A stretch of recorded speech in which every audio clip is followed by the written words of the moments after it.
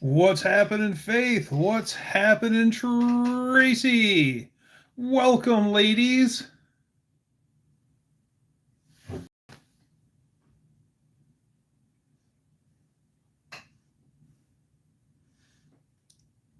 Good to see you. How's the week been so far?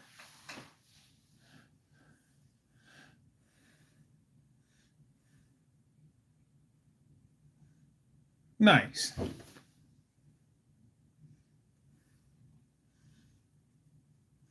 It's a nice day today.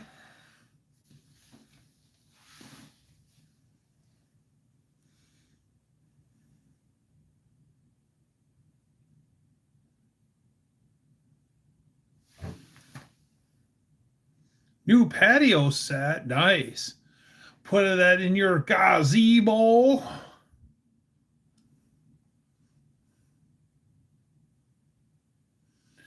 To go camping. Nice. I like camping. Always like camping. We did a lot of it when I was in Scouts, so I think that's where I got my love for it.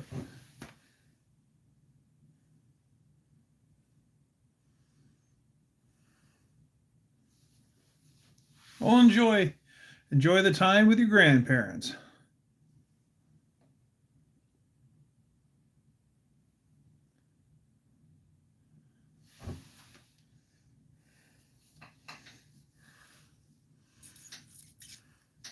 What's up, Braden?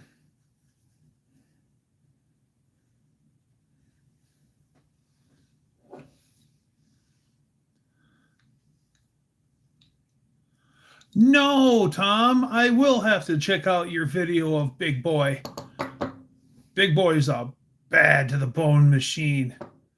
That thing is just, I love it. A big, mighty machine, and there isn't much of them left.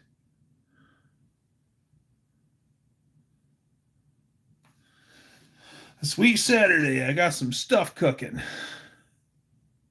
Nice.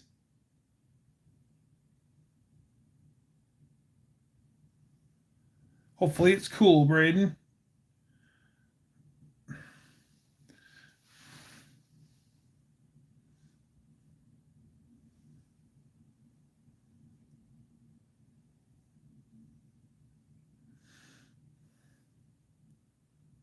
How am I doing? I'm doing just fine. Got some stuff done. 12 feet away from the tracks. Wow. I'm doing fine. I was working on shop truck over the weekend. Um, I did when I did the cab swap. I never got the fourth cab mount put on, and I actually went to work on putting that back in. And I got 2 out of the 3 holes drilled and the mount put in place, so it's bolted into the cab, it's bolted into the frame, and I have 1 more hole to drill, and then I have to pull the mount back off and then stand because there's a few. That's what I'm working on, a shop truck.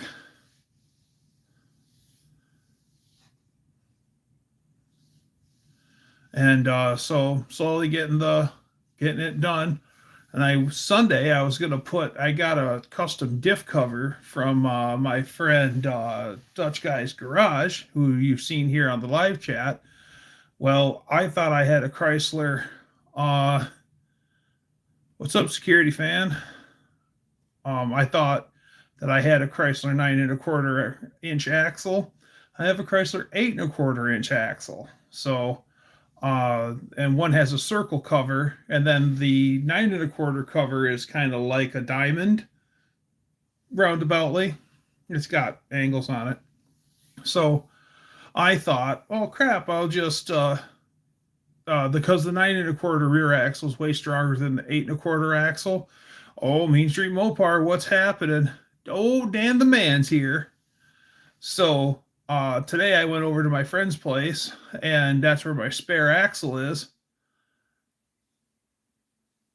What's my channel about? Automotive themed, but here on my live chat, a security fan, We talk about everything and nothing all at the same time. I call it boldly going nowhere. And so I over there at my friend's place is where my spare axle is that I pulled a parts truck apart for. And so I thought I'll just check and make sure that that one's a 9 1/4. I went and looked at it. It's got the circular cover on it. That's an 8 1/4 also. So I've got this really nice diff cover and no 9 1/4 axle to put it on. Well, there's a 9 1/4 on Black Betty, my Ram, my daily driver. So I might put it on that, or I just might swap over to an 9 1/4 axle for shop truck. Oh, Mohawk, what's a happening? Welcome, welcome. So yeah, that was kind of a bummer today. It was a bummer yesterday and a bummer today, so struck out twice. But still going to keep plugging away on. Oh, all right. Hey, Shelby. Hey, Tanner. What's happening? Welcome, you two. Good to see you.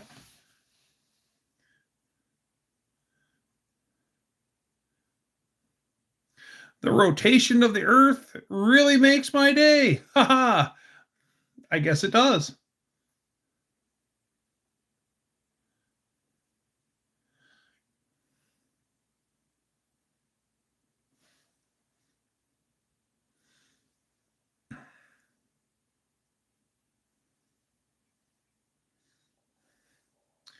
So other than that, had a pretty low-key weekend, just getting stuff done around the house. Are you from America? Yes, I am, security. I'm from Michigan.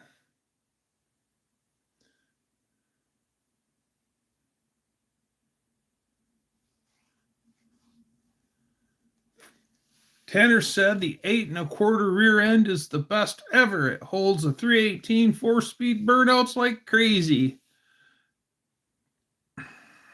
Yeah, Mean Street. All I have is 8 1/4 rear axles. I have two of them. Well, I know that I've done my research because I wanted to throw a Dana underneath shop truck, and then but all the Danas that I've been finding are for 3/4 tons or 1 tons. So I would have to take a 3/4 ton or 1 ton Dana and then turn it from a full floater to a semi floater. And then I'd have to go find axles for it to be a 5 lug 4 on 4.5 lug spacing. And that's a lot of money. So I was hoping to just use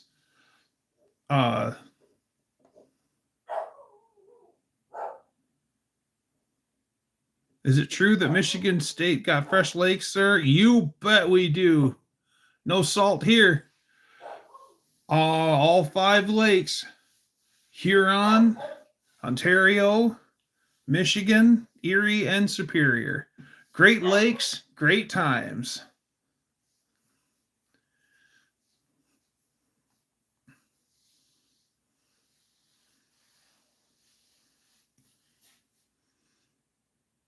And our lakes, our Great Lakes, are so big they've been called the inland seas. Lake Superior is probably one of the most treacherous lakes when the weather turns nasty. You can't find an 8 3/4 or a 9 1/4 in that secret junkyard. Oh, I'm sure I can. I just figured out what I have. Mean Street Mopar.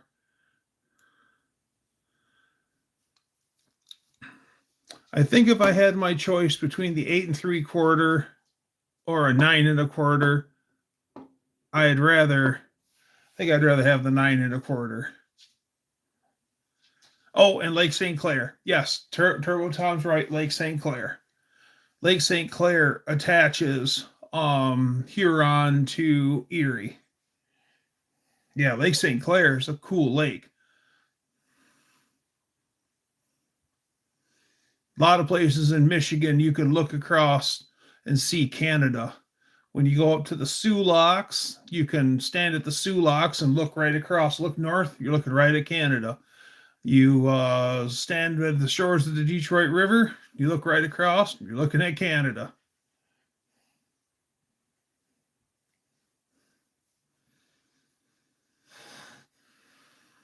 Yeah, Lake St. Clair's nice.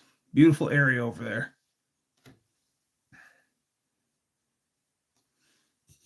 Ruby's here.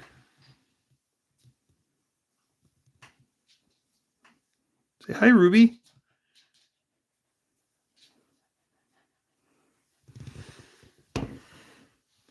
Oh, the professor's here. What's happening, Jane? Welcome. So yeah, I and both of those axles, those 8 1/4s, are open diffs. So I think if I'm going to spend the time, money, and effort to make something limited slip, I'd rather it be a limited slip 9 1/4. Ah, Max is here. Welcome, Max.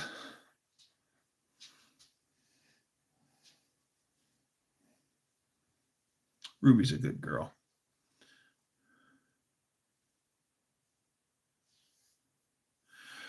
In Michigan, you can get a sunburn and frostbite in the same week. No, it's not in the same week.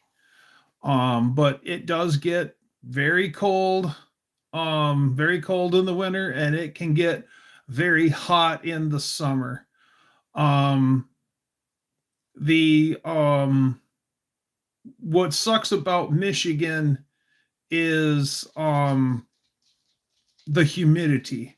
Like, it'll be in August, it'll be 100 degrees, and then it'll be also 99% humidity. And I am quite literal when I say this. You can feel the moisture in the air. You almost wear the air. It's so humid.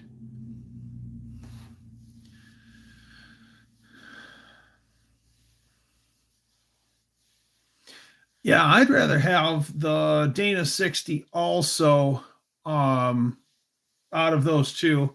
I like an 8 3/4, but finding an 8 3/4 pickup axle is a little hard to scare up. So um yeah, I've and all the Dana 60s I've been finding are not half-ton pickup axles. They're all 3/4 ton axles and 1 ton axles. And then so there's a lot of surgery. You got to convert them from or full floater to single floater, put in the different axles, and that's a little more cash than I'm willing to spend at the moment. Maybe I'll do it in the future, but for right now.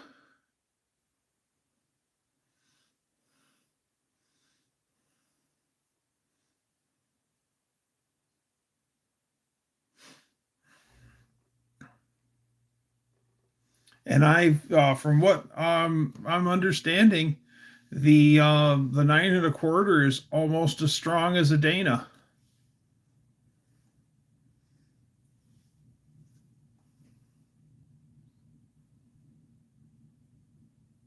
They never made a 5 lug Dana for the 60 for a Dodge truck. I know they didn't, but I can convert them because the Dana 60 that they put in like cars, that's just a truck axle converted for passenger car use. They turned a full floater into a single floater, or they built it as a single floater and then put the axles in it. So I can do the same thing with a truck, with a Dana 60 truck axle. I can make it a 5 lug. Just takes money and time. You're from India. Well, welcome. Hey, Aussie.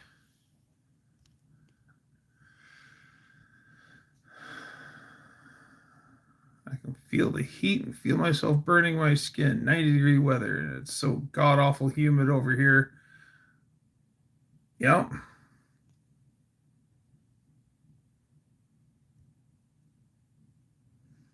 10-acre lake. Wow.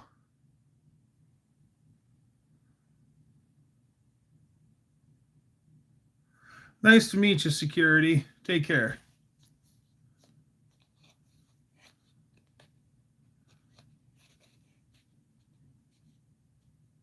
You might have an extra 8 3/4 truck rear end. That would be all right. What axles are in it?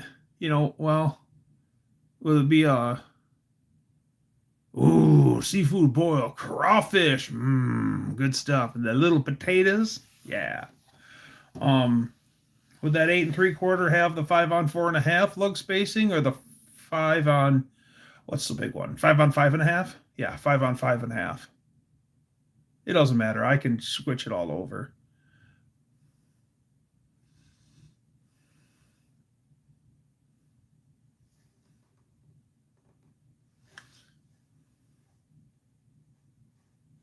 Oh, it's a frozen seafood crab. Okay.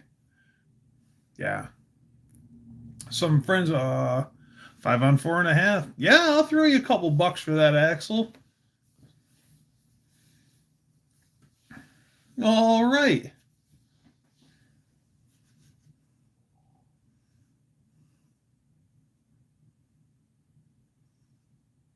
Oh, actually, I mean, you may not be into it, Max.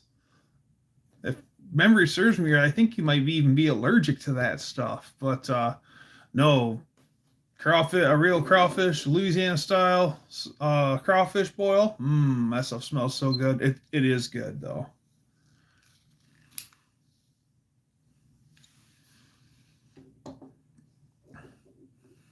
Oh yeah, crawdads.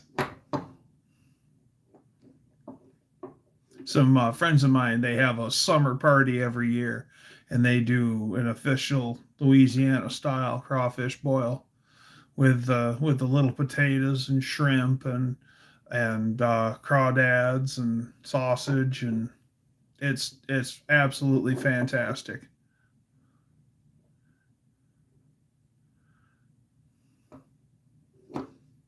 You name it, fish with some sauce. Ooh, scallops.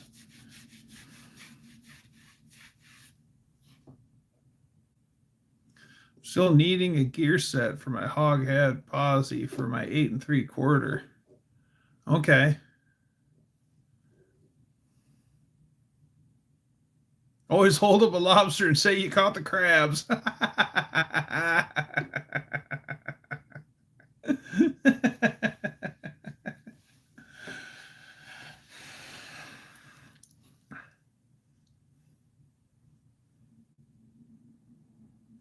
Oh yes, if that's the same one that you had sent pictures of to Buff and Kim over the weekend, that thing is just amazingly nice.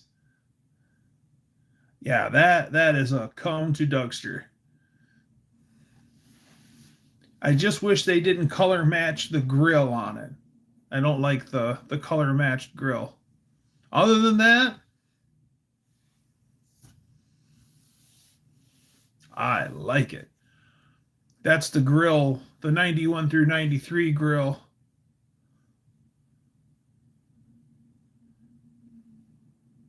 Somebody can make big money on it from my price to them. It's a stealth truck. It is a stealth truck.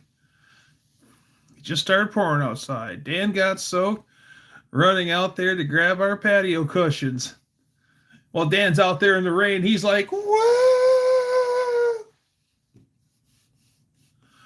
Am I going to St. Ignace in a couple of weeks?" I, you know, I was thinking about it, maybe even doing a day trip. Just get up early and go up because it's 4 hours to St. Iggy from my house is 4 hours on the button if traffic's good.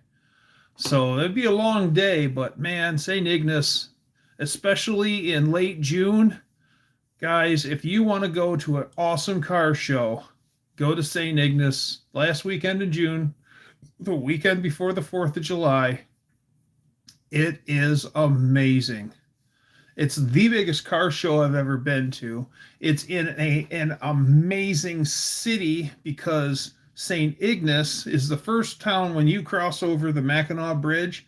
When you get onto the Upper Peninsula, the first town you come to is Mackinac City. Or, I'm sorry, Mackinac City is the last town you leave. when you get onto the bridge, you just drove out of Mackinac City. Well, you're on I-75, but St. Ignace is right on the shores of Lake Huron and Lake Michigan, because Lake Michigan and Lake Huron touch. And then that's why the Mackinac Bridge goes through there. That's the Straits of Mackinac. It's the shallowest point. It's kind of like the beginning and end of one and the other. And so that's why they put the Mackinac Bridge there. So basically, that's the dividing line, if you will, of Lake Michigan and Lake Huron. So you're right there, like lakefront. When you're downtown St. Ignace, you're right on Lake Huron, Lake Michigan, Lake Huron, and it's beautiful. And so it's a cool old town. There's cars. There's miles of cars. That's US 2 runs east and west through St. Ignace, downtown St. Ignace. And then you'll get off at I-75 and then get off at the St. Ignace exit.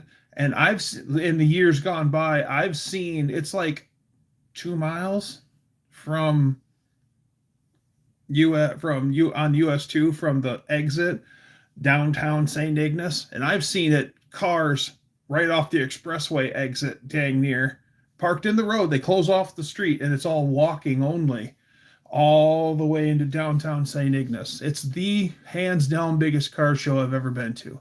And people come from across the nation. I've seen California cars, I've seen Florida cars, I've seen Alabama cars, I've seen Texas cars, and a lot of times groups come and they get together. So there'll be like a whole bunch of shoebox cars, like shoebox Ford, shoebox Chevys, or even if they're just shoebox Chevy guys, there'll be the Chevy Blazer, the K5 Blazer guys, and then you'll have all the Ranchero guys are together. It's really cool. It's really cool. I mean, it's well worth the trip. And the Upper Peninsula in early summer is beautiful.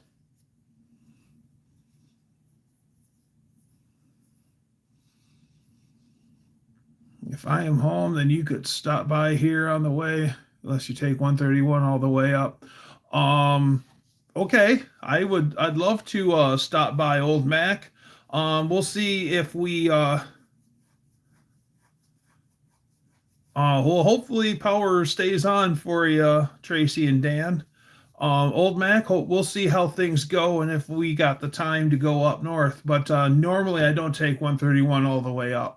Usually I go to 131. I take 131 and then I shoot across M55 and then take that through Lake City and then shoot out onto 127.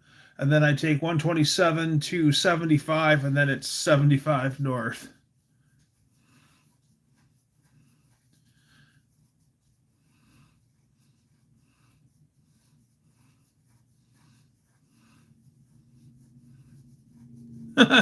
Yeah, Acapulco used to be a prize designation on game shows back in the day. A trip for two to beautiful Acapulco. That's right. It's 3 days and 2 nights in beautiful Acapulco.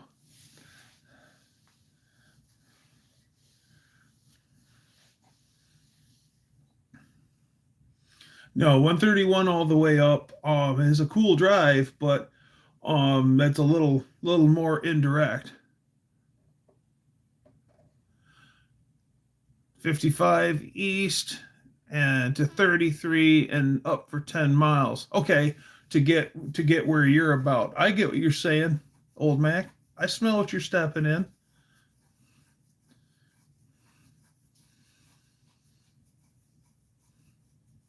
To 33. Okay.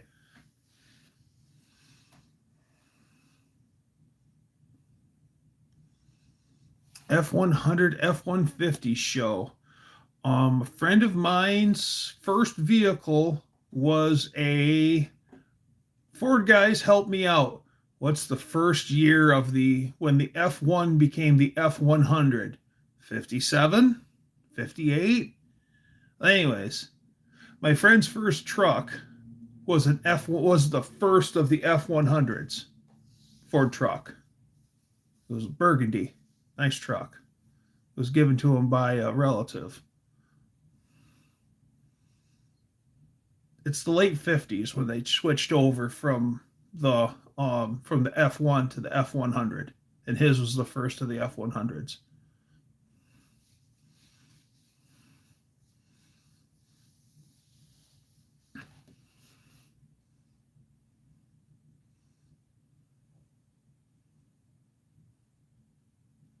Kev, what's happening?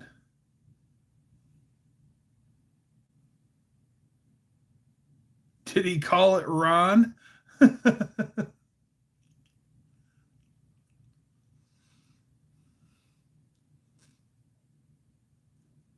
No, I don't think he called it Ron.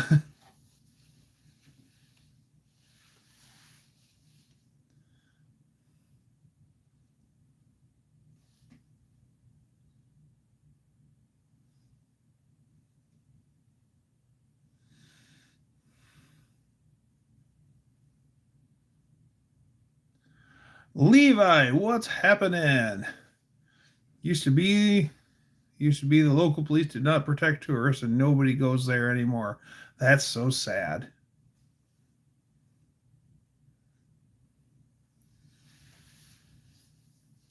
How are things down in the great state of Indiana? Wow, 53? I wasn't even close. Thanks, Mohawk. Google says 1953 was the debut of the F-100, so it was a 53. Yeah, it was a relative of his, and they gave it to him, and that was his first vehicle. It wasn't a perfect truck, but it was a nice truck.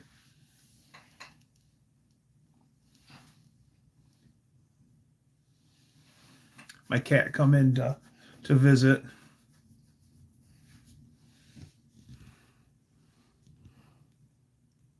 There he is. Miles.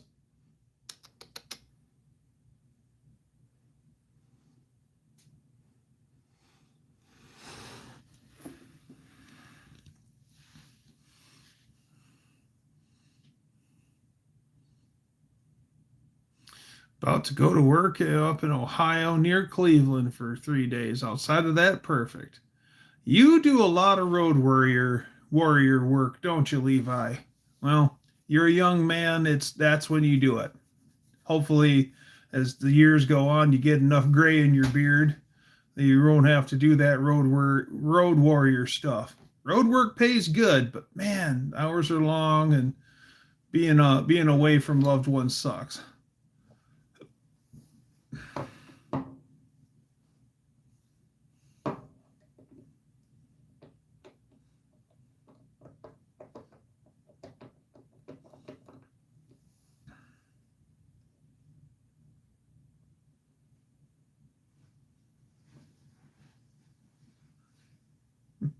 Cat's in his litter box. Hung up some of my license plates today before the live stream. I hung up there. That is the 55 Oklahoma farm truck plate. I hung that up, and then hung up the 27 Minnesota license plate.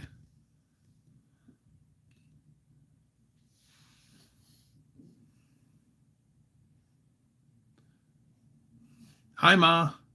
Levi says, I give it another year or two and I'll have to find a job.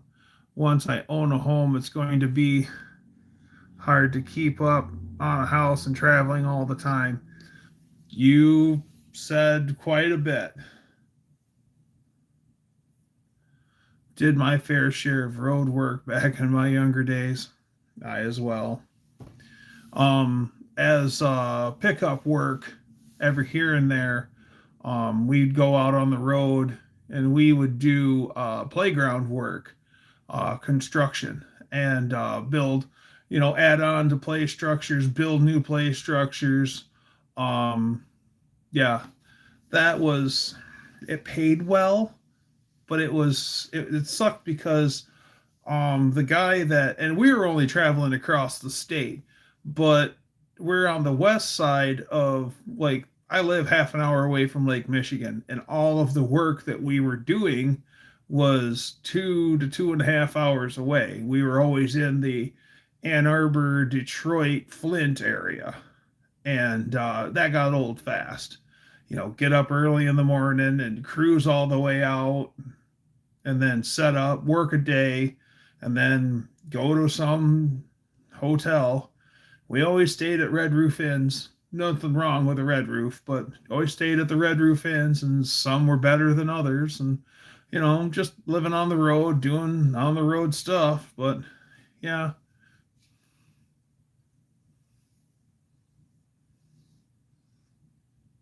it would make him a Youper Youper.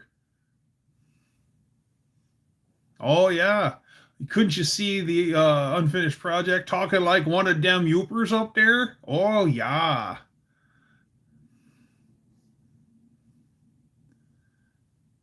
Adding guards to machine tools, light curtains, etc. Oh, yeah. Safety, safety, safety. Dr. G. We are close to finishing up the brake system on Brooks S10. Nice. Bye. See you in a little bit, Kev.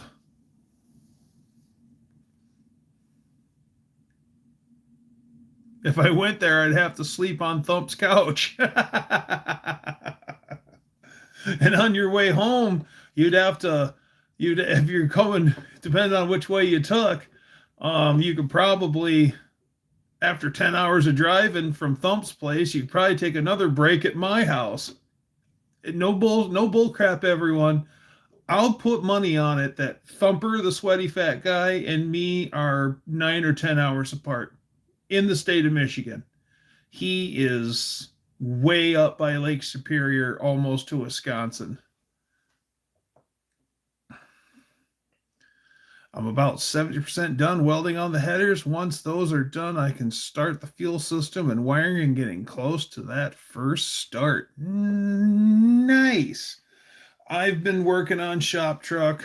I'm trying to Mr. Dusty, welcome. I seen Unit 9 today with it got bobbed, and Crazy Charlie's got a flatbed on it.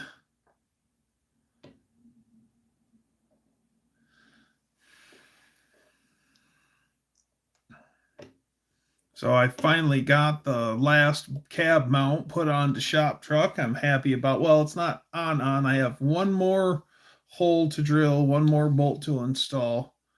And then I got to pull it all apart one last time. And then I've got to take some of the burrs off from drilling the holes, so the cab mount will lay flat against the frame rail. But right now it's bolted in on both two in the frame rail, and then the main bolt up into, and the bushing into the body mount. So I'm actually happy about that.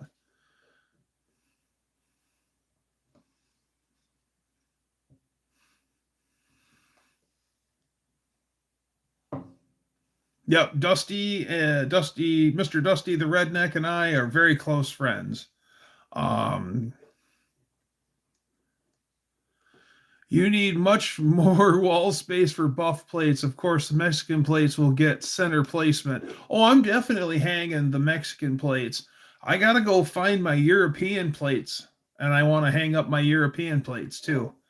That's what Mex is talking about. Is I have been bestowed the honor of the Del Campo license plate collection, and I did not realize that there was a couple hundred plates in the collection. So I might have to pick and choose what I'm hanging up, but I will stick to my word, and I will hang up most of the Del Campo collection. Crazy storm here in northwest Kentucky. Looks like you know what, on the radar. We're getting pounded by that right now. I guess the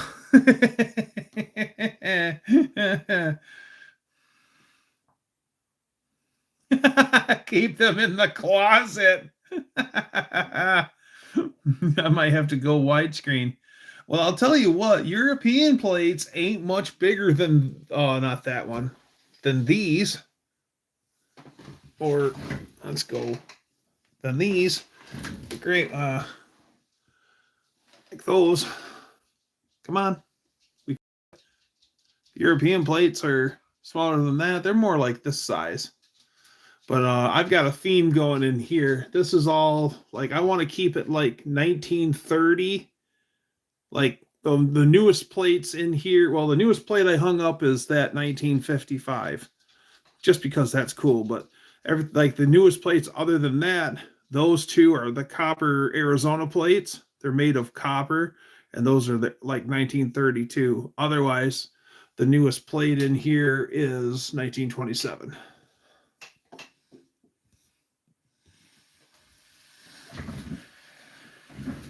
Big Boy is one badass locomotive.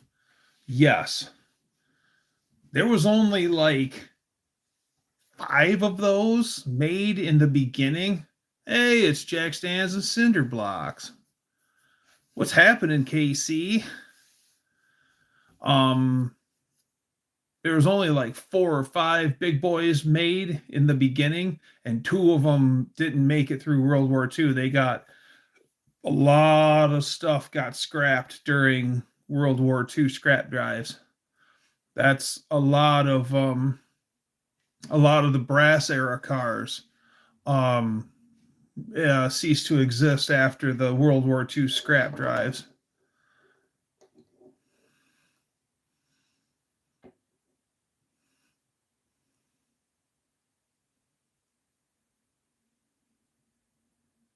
The one plate looks like it says AP8.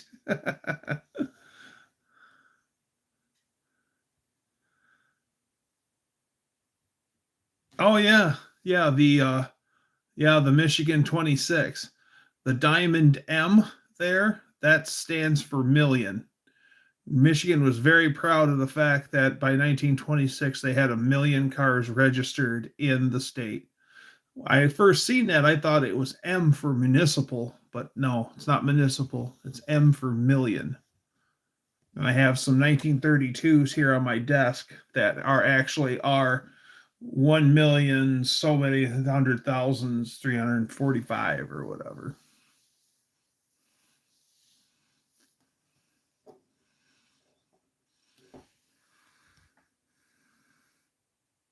Yeah, it does look like AP8.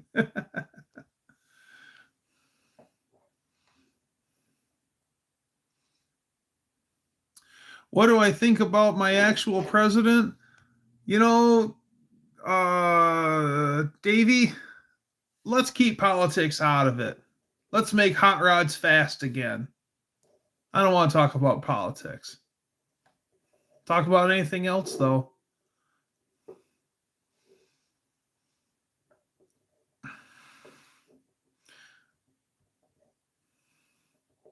Unfinished says, I looked it up, and other than the cartel violence, Acapulco got hit with the bad hurricanes in 23 and 24 and totally changed the area. Over $16 billion in damage. Woof. Potato cams. Yes. Potato.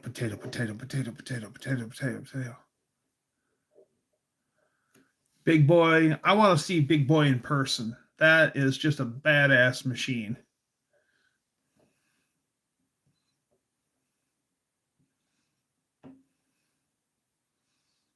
.6 earthquake? Good Lord. That's a whole lot of shaking going on.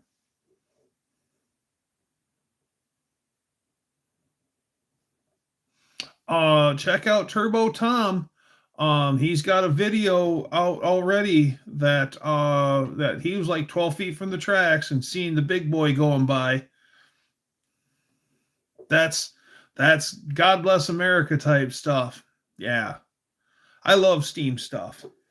I love steam cars. If I had bunches and bunches of money, I'd own a steam car. Preferably a white steam car. But I'd be happy with like a Stanley. Can't afford a Doble.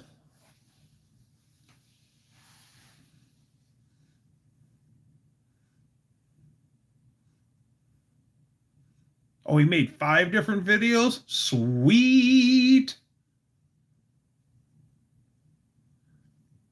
Detroit Electric, yes, those are neat for the electric cars, but they're really neat cars. I see the big boy train every time I open the box that it's in. I live near Mexico and they are currently racing bikes. Nice. I love going out to Mexico to watch the races.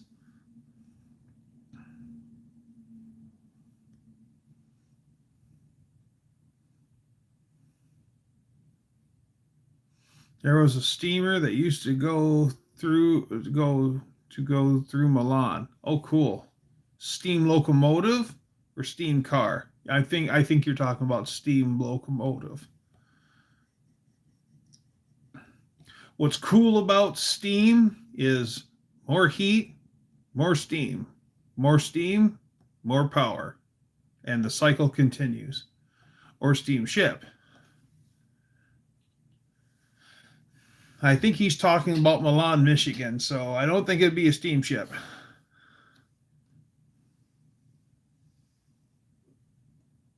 I live near Mexico too. It's the end of the cul-de-sac. Nice.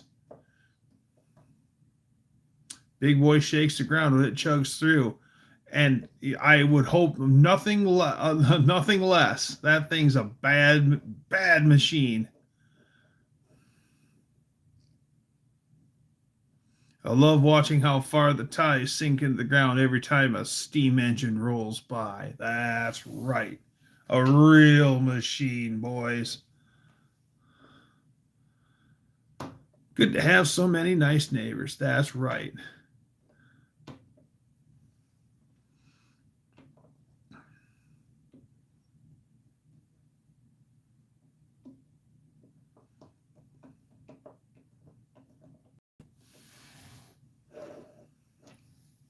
It was really cool. The Gilmore Car Museum had a Stanley steamer on a special rack that kept the car at like a 45, and so you could actually walk around and look at the underside of the steam car. I thought that was really cool, but for some reason they decided to take that out.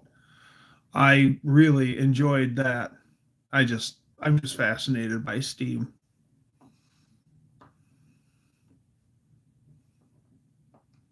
I think I'm in Mexico and the farms around me are harvested.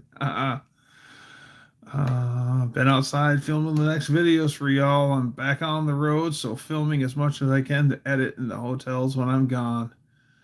And road warrior work, it pays well, man, but it gets old fast. Cheers to all our road warriors out there, Levi and Jack Stands and Cinder Blocks, Casey, and anybody else who hits the road.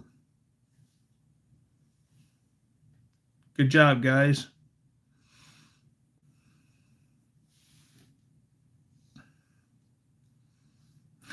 One place I worked at, we do road work, and we go all over to do it, and then we worked 12s out on the road. And those guys were hard partying dudes. We'd work 12s, and they still had time to drink their butts off in the off time, catch a few Z's, and back to work. Um,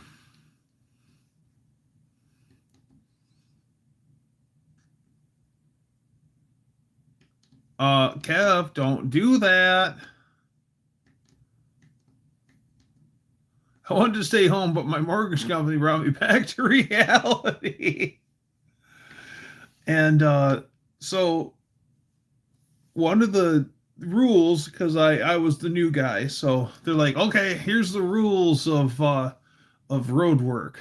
And they're like, we work 12s, no ifs, ands, or buts, and you get up and you go to work. If you're sick, you better be sick.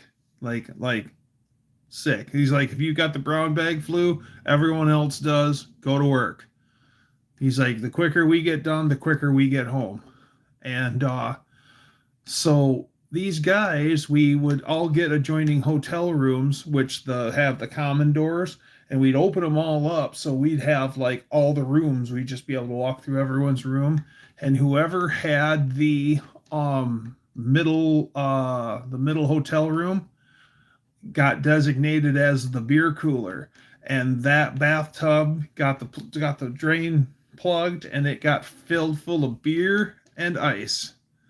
And I'll tell you what, I was in my early 20s, and guys, I was amongst greatness of alcoholics.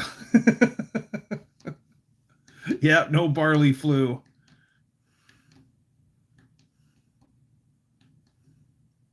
Yeah, if you're sick, you better be so sick no one misses you. Exactly.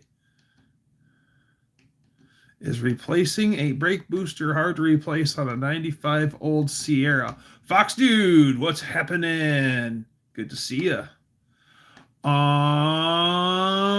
I have never done the brake booster on a 95 old Sierra. I don't think it's that terrible, but then again, I don't.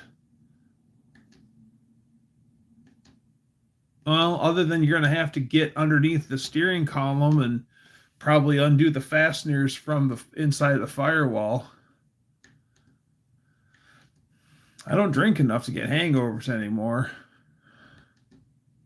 You should try climbing poles when you're hungover. Oh, no, thank you. Well, I got to replace mine. Kev, you lucky bum.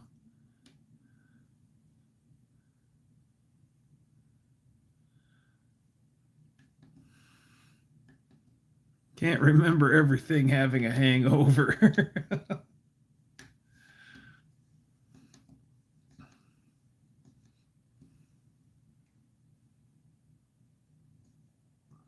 I haven't drank in years. I pickled my liver when I was a lad.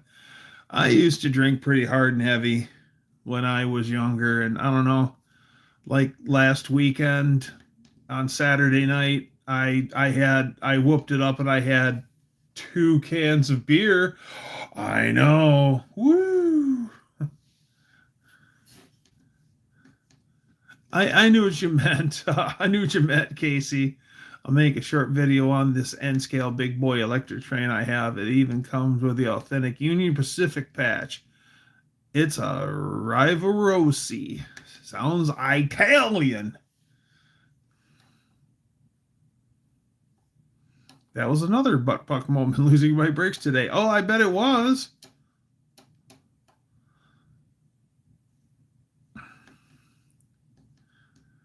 Working on the construction of Captain D's seafood joint, and I was in rough shape. Only had enough money for a 1-liter bottle of squirt. Oh, God.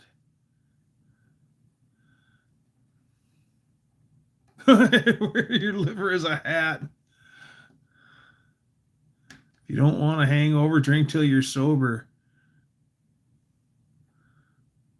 Woof.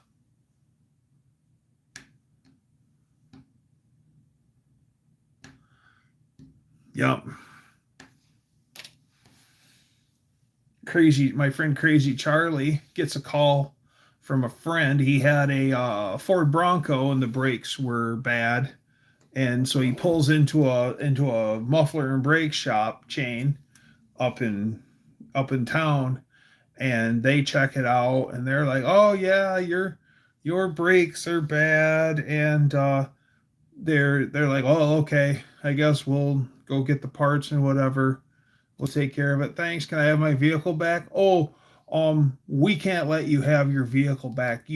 We're deeming your vehicle unsafe. You have to stay here and pay us to fix the brakes." And they're like, "No, we want our vehicle." And they said, "Well, the only way that you're going to get this vehicle out of here is if you tow it out of here." So they call up my friend Crazy Charlie, and they tell him the deal, and he says, "I'm on my way." He grabs the pickup truck and he grabs the trailer and he heads up there. And then he pulls the trailer out, he pulls the ramps out, and then like he's getting ready to load the truck, he walks up and says, "I'm here to take the Ford Bronco." And they still are trying to force these people to pay them to do the brake job. And finally, they hand him the keys, and Crazy Charlie jumps in the driver's seat, and he goes and he backs it up like he's going to put it up onto the trailer. And at the last second, he turns to the left, drives up alongside it, yells at his friends. He goes, "Put the ramps on the trailer and I'll meet you at the house." And off he goes. He goes, I mean, he says it stopped. It wasn't, the best, but it stopped. But yeah, the point of the story is they can't make you.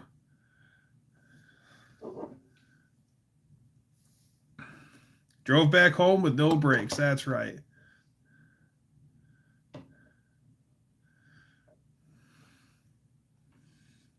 Yeah, I've heard that more than once, where they're like, "Oh, you have to have us fix it. You have no choice. It's unsafe."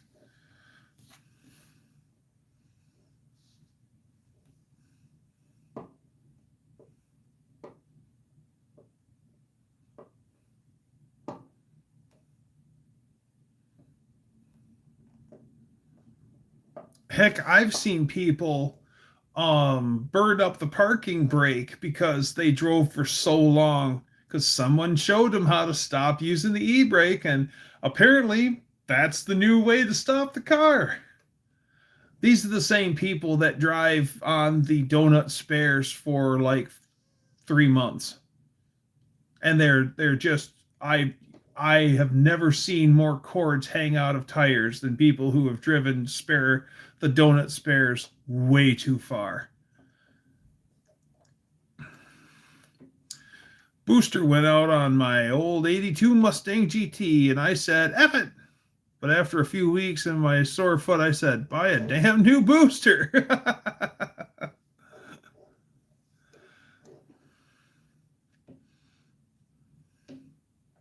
And why is it that you always have that one person where the car messes up? Full-size spare is a different story. I agree. But why is it that somebody will have a car that it messes up, and then they don't want to drive it because it's unsafe, and then you can limp that thing home, but you're just mean like drive it a few miles from where it's at back to the house. So, and then they're like, "What? I can drive it?" Yeah, but I wouldn't drive it any further than here because it's not safe to drive. And you can explain in detail why it's not advisable to drive at long distance, but they don't hear that. All they heard was that can be driven, and they're just going to drive it like a normal vehicle. And then you're like, you burned all this other stuff up. It's going to cost you more money. And they're like, "Oh, why? You said I could drive it." Young buck that I met, he was dating my friend's niece, and I think at this time he's 20, and he had a Chevy Corsica, a decent looking Chevy Corsica. They had aluminum wheels on it, but the right front wheel or left front wheel was gold. And we all know what that means. If you're a gearhead, it means he got the brakes hot and it ejected all that BS onto the wheel. And he said something about the brakes not making some weird noises. So I went to the cooler to get myself a drink, and I just happened to look at that gold wheel on that Corsica, and the outside of the brake disc the outer brake face was missing, and you were looking at what was left of the vanes. It's in the center of the brake disc. And I'm like, "Oh my God." Oh, Cousin Magic Mike is here. We finally got 4 new tires on Smurfette. It's been since November. Nice.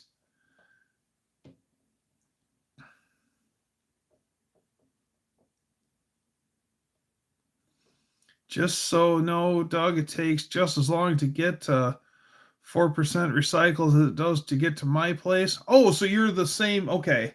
So to drive to 6%'s house, it's the same. Okay, that's not bad. No, Cousin Mike, I didn't.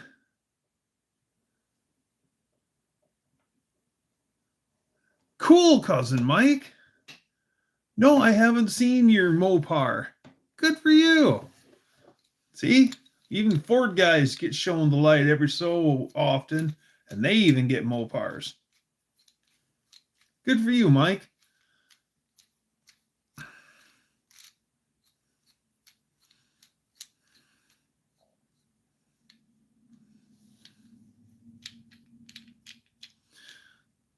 Traded the sandrail for a 96 Grand Cherokee with a 5.2.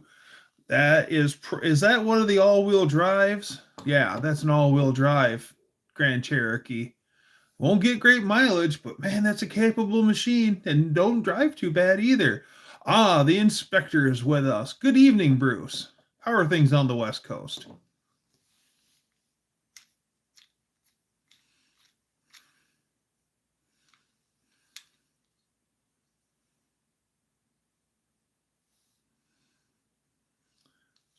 Danny Boyd says, had a rotor on my 93 Corolla rust its vent fin so bad that the two rotor faces separated, pulsating pedal.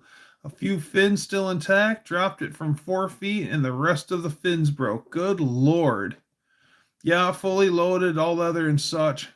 Excellent, Inspector. Good to see you, Mr. Bruce. Yeah, I was going to make that prediction, cousin Magic Mike, that it was going to be all loaded up. They usually were. One certain year, they offered that with a 360, but it was 1 year only that came with a 360 in it. Yeah, my friend JMO, he had an all-wheel drive 318 powered that era Jeep. Had the vanity plate on it of cheap, CHEEP.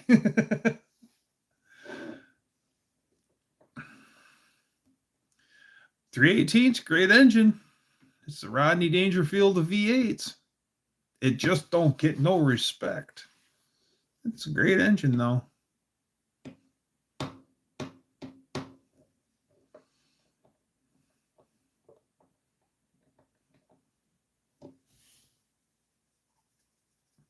I had a 99 Durango with the 318 in it. I called it the Durang Slow.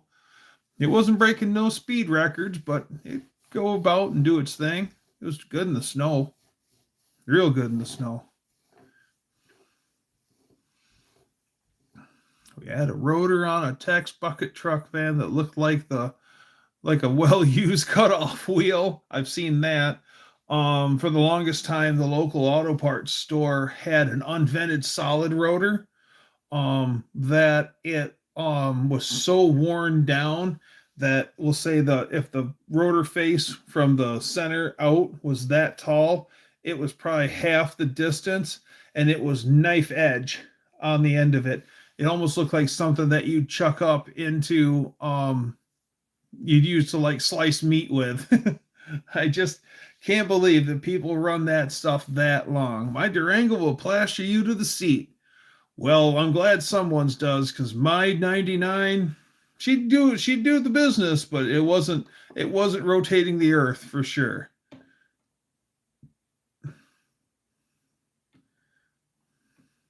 Especially people on Ludes. Ludes, man. Ludes, dude.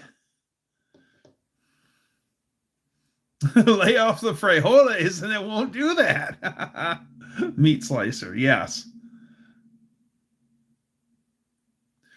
Question: what are the odds of having a bad vacuum hose instead of a bad brake booster?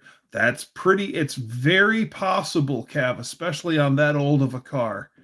Pull that hose off and then just put your thumb on the end of it and see. That's a really good troubleshoot right there. Good thinking, Kev. You're right.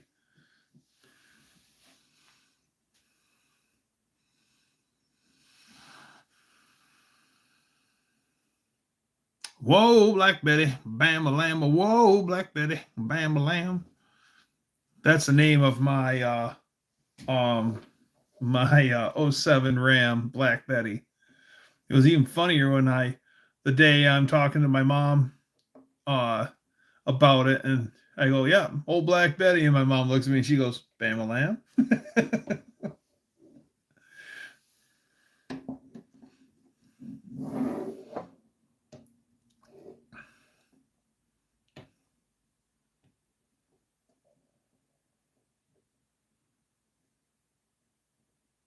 Jemima.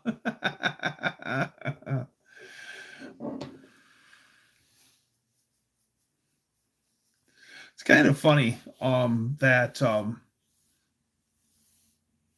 Black Betty is my '09 Victory Kingpin. Nice.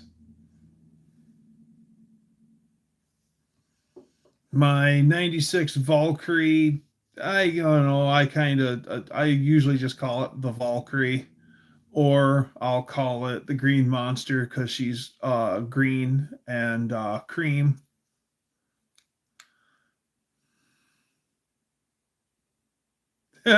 Big black lady and crushes everything into pancakes.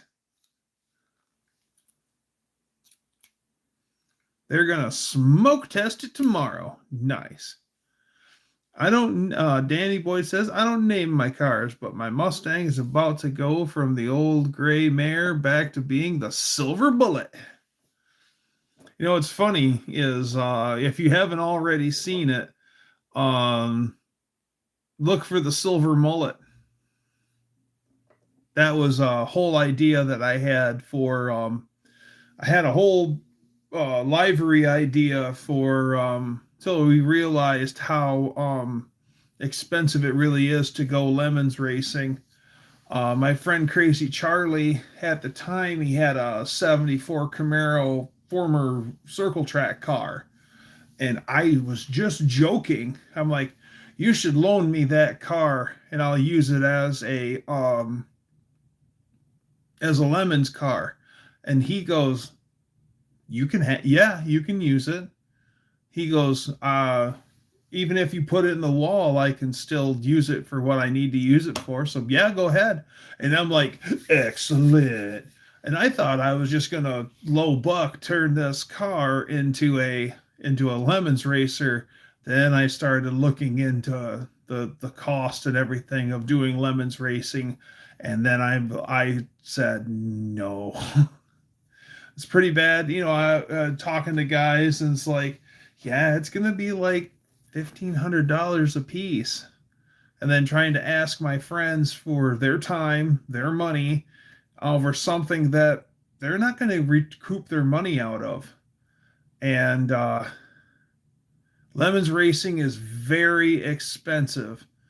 Well, because of it's a $500 car, but you have to have a fire suit and you have to pay for your licensing, and then you have to have, you know, you have to pass tax, so you have to have a good roll cage, you have to have a tail light, one tail light, you have to have all of these things, you have to have belts and so on and so forth, and all of the team has to be licensed too. Each person has to be licensed. And then that's when I realize that this. I mean, it's going to be an absolute riot to go out, but so that was a harsh reality. But I had the livery all figured out already. I wanted to paint the car silver. I wanted to number it as 00, and then I wanted it to have a Coors Light livery. But instead of it saying Coors Light, I wanted it to say Coops Legit. And then the driver name on the above the on the roof would be Coop. And I wanted it, instead of saying, so it'd say Coops Legit, and instead of it saying the silver bullet, I wanted to say the silver mullet. And I wanted to have a mullet glued to the helmet, which would blow out the window as you're driving. And so that was good. I thought it'd be perfect, you know, because this is like a '74 Camaro or a '75 Camaro. So yeah, painting it silver and silver bullet or silver mullet and Coops Legit. Oh, it was going to be great until the money aspect come in. And my mullet is the silver streak. Nice. Where would the check valve be for the brake booster? I don't know. I was thinking the other one where you drive clunkers in the woods. Oh, Up here, we call those corn cob races or soybean races. And usually we don't race in the woods, we race in open fields. So you have less of a chance of hitting something. Oh yeah, that's one of those things where you have to be in the right place at the right time and know the right people. That stuff doesn't get advertised. It just kind of happens.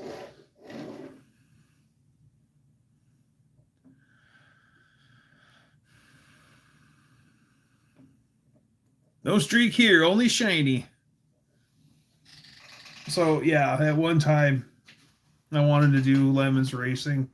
I think it'd be better if like I had a group of friends where we did that kind of like that's a lot of investment for us to go out and play once.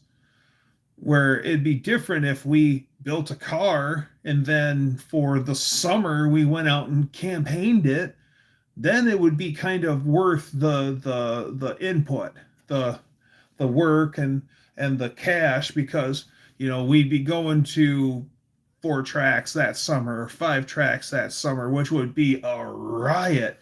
But yeah, just for us to go out for one day of track fun, which would be fun, like at Mid Ohio or whatever. But yeah, it was just one of those things where I just couldn't ask people to pony up that kind of money.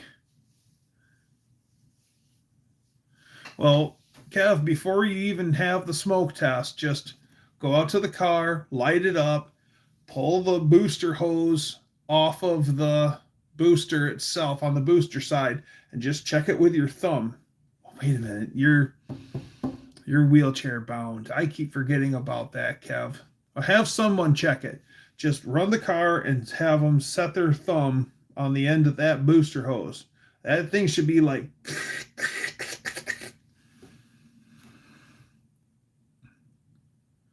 I don't think there was a ball in the plastic piece. I thought it was thin rubber flap type valve. It might be. But then again, on a 95, the diaphragm could be just absolutely shot in that.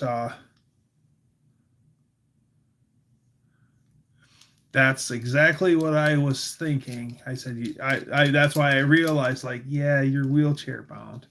I keep forgetting that. Sorry, Kev.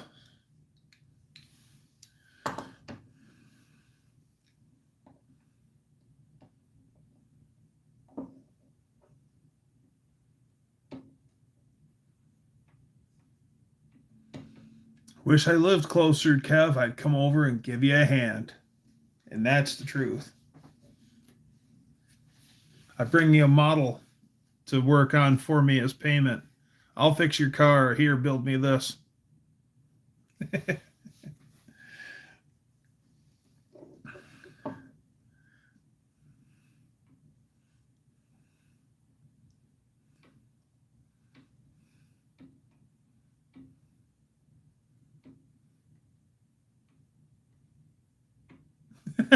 Distributor's a bit retarded.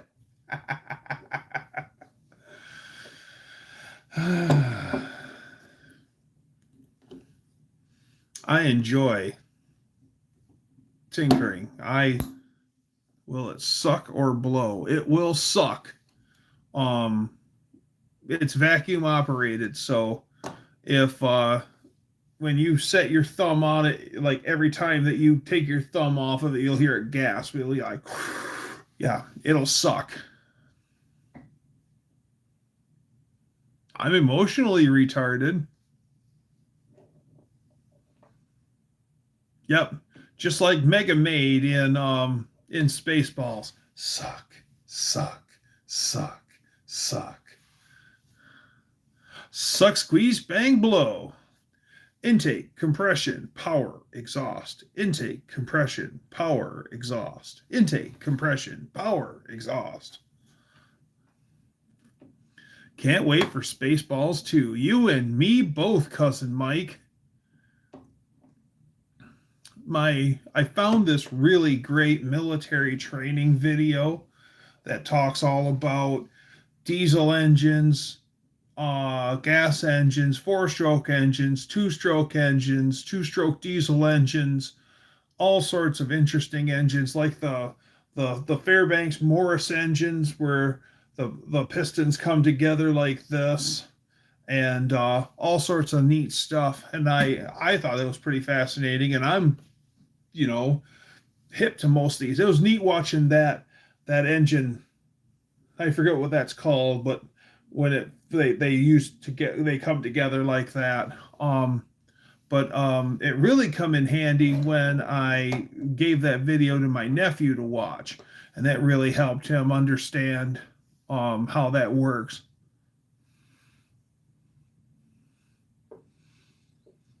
Never had a booster go bad. It was always the hose or that valve, or where the hose hooked up to the car was plugged with carbon. Yes.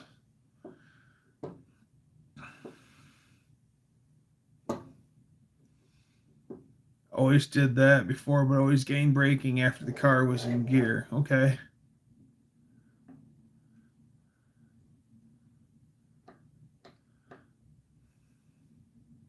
I agree with Dan IT guy on that one. Yep. Just like if you're changing an electric fuel pump, change the relay too.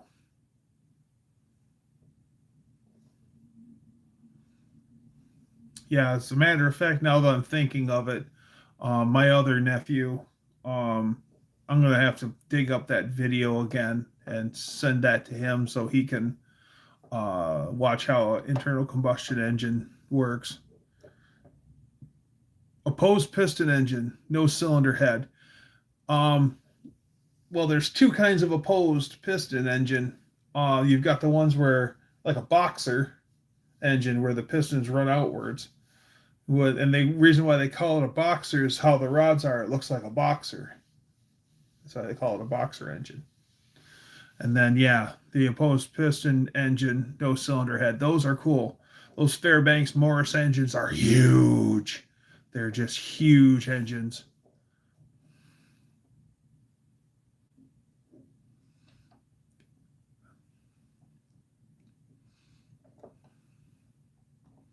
I really wish I lived closer. I'd come just help you out, Kev. Why do you got to live so far away, man?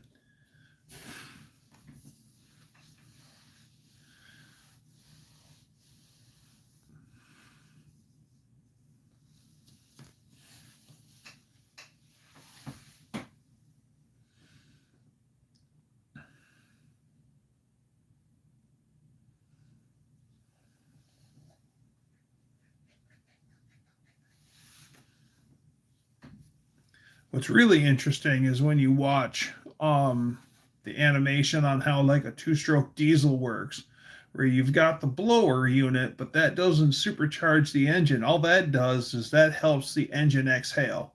So it blows the smoke out of the engine. There's no intake valves on a two-stroke diesel, just exhaust valves. So the air coming in to the blower, when the piston comes down to the bottom of the stroke, at the bottom of the stroke, there's a transfer port. When that comes down and opens up the transfer port, then the air from the blower blows into the cylinder, and then the exhaust valves open and it blows the smoke out of the cylinder before it goes back up, and then it's given another dollop of fuel and it ignites. So with a two-stroke diesel, every time the piston goes to the top of the stroke, it's detonated.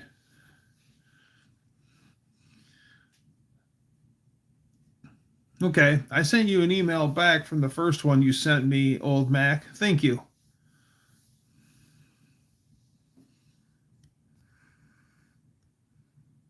Maybe I'll call on Todd tomorrow and FaceTime, see if we can fox it. I think he means fix it. Good. Glad to see. I've been buried in volunteer mechanic work lately, even found and repaired a riding mower for a fellow in need. Good job, Magic Mike.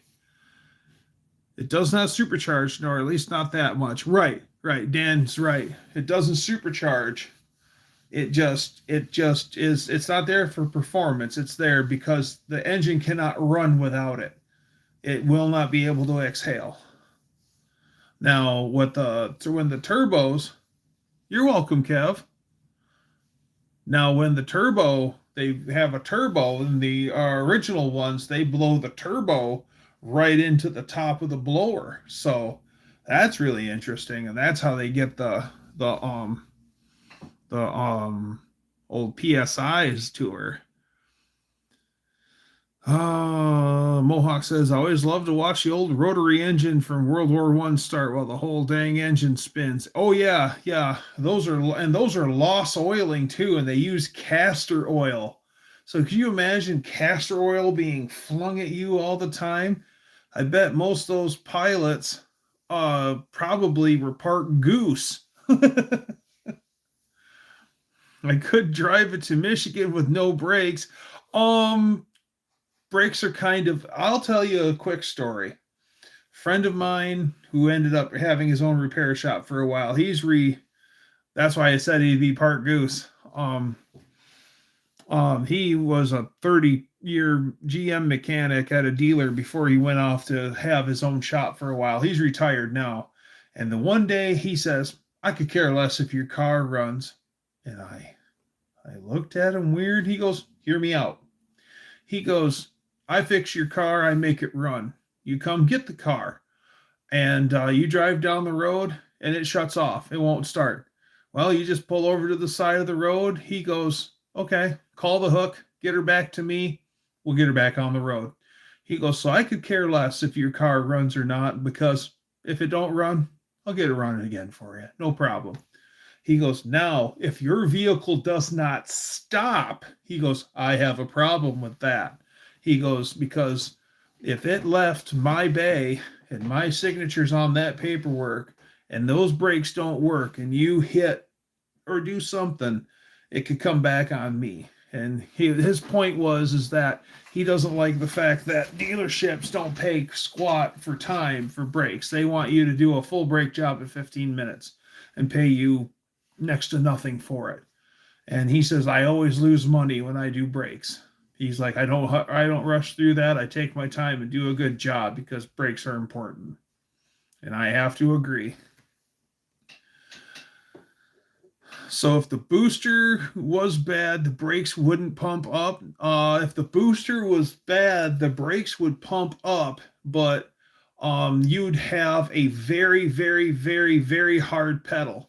It would be hard to depress the pedal. It'd be hard to use. Like you've never driven a car where like the engine stalls and you try to hit the brakes and stepping on the brake pedals like stepping on a brick. That's what unboosted brakes feel like. So if the brakes aren't pumping up, then you might have a master cylinder issue. Yep. Cousin Mike basically reiterated the same thing I said.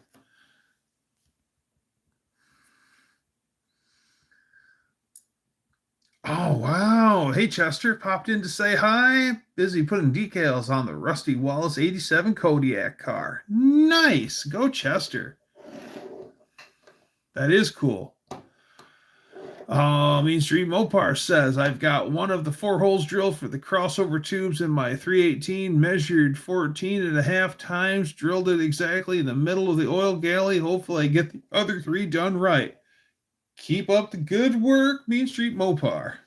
That thing's going to rock when you're done, dude.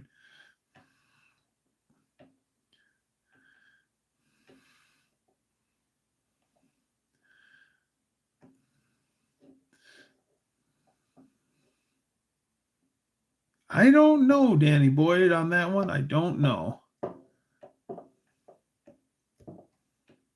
Oh, come on, Kev. Be like most guys where you say, brakes are for sissies. I don't plan on stopping. Going fast. No, brakes are important.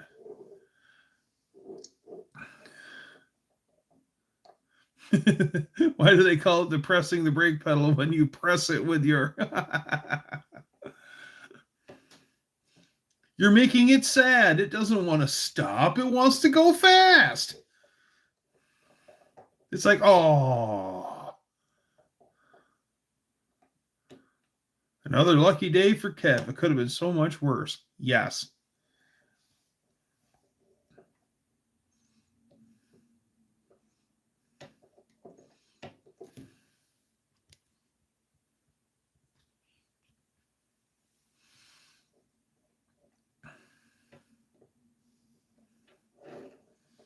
Well, let's hope. Well, you can figure. Well,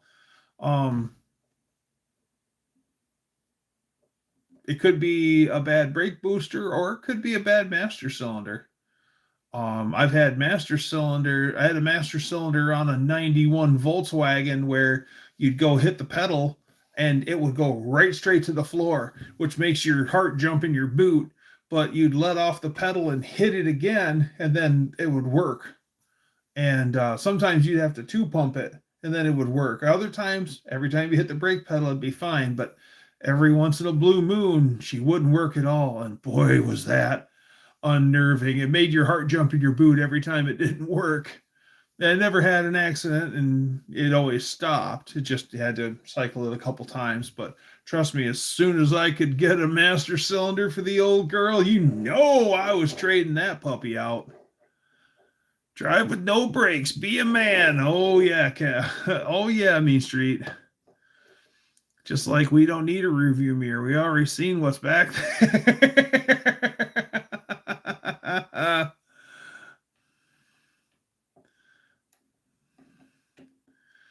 Having to pump it does sound like the master. Any evidence of brake fluid leakage between the master and the booster? Yeah. My brother-in-law's got problems with the rear brakes on his pickup truck, and that was one of the things I checked today to see if it had a leak at the master cylinder and the booster. Or could you have blown a brake line? Is there any fluid underneath the car?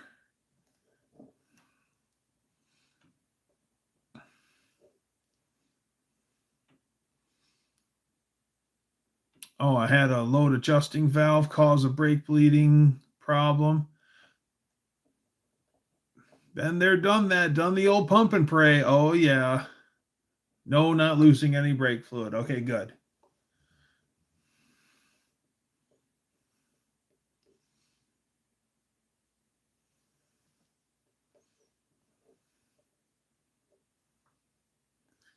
But you still look for the evidence of seepage behind them. Yes, Danster's right. Because sometimes where the master cylinder, where the brake rod goes into the master cylinder, you've got a seal on the back side of that, and then sometimes as it's doing its thing, no, guys, get your mind out of the gutter. That's not that. Sometimes that'll leak down the front of the master cylinder, or it'll leak into the brake booster. I've seen that done too. And sometimes you get brake fluid in the car interior. Good times.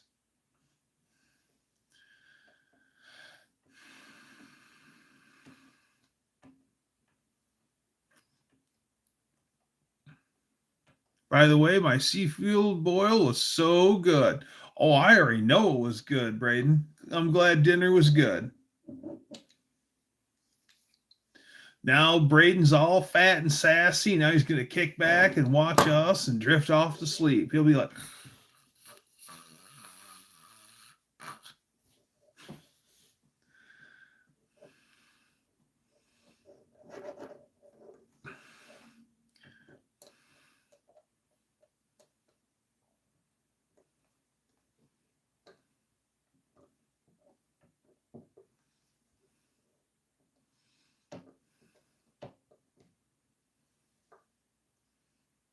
yep, old Mac is right.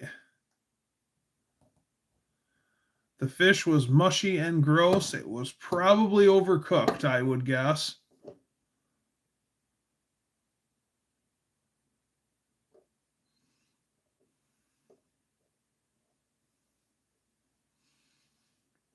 Yeah, I'm thinking the same thing Mohawk's thinking. Either it's the booster or it's the master cylinder.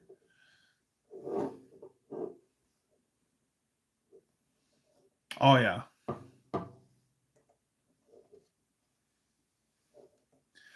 Walmart, I've seen big old bags of already pre-cooked. You got to just heat them up, but pre-cooked and seasoned crawdads, froze, the whole shebang, comes in big old bags. And every so often, I think about going to get some of that because I do love me some crawdads.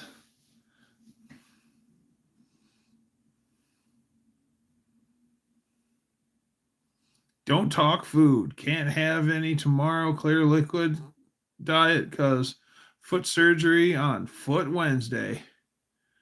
All right. No more talking about food while Chester's here. Okay. Hope everything goes well with your foot, Chester. Just a dead fish floating in the top of the aquarium if it's mushy.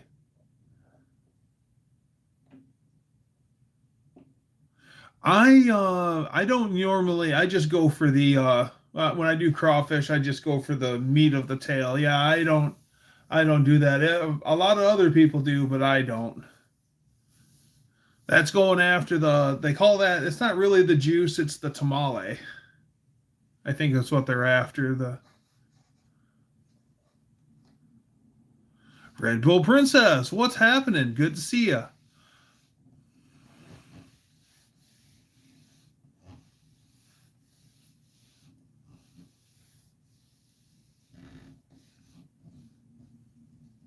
It's been a while since Red Bull Princess has been in here.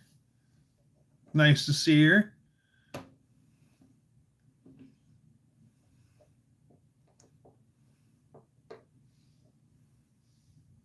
No horizontal live. Yeah, we're probably going to be doing one real soon. There, Ken. We're kind of overdue, aren't we? It's been a long minute.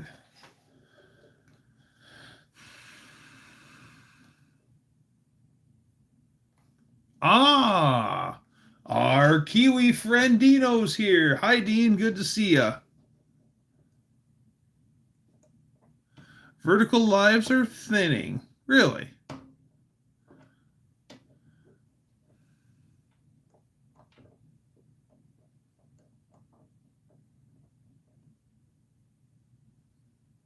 Ah, that does suck.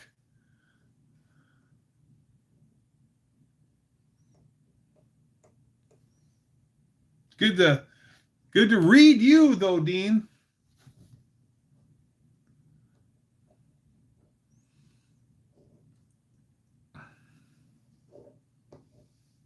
The old Dean machine.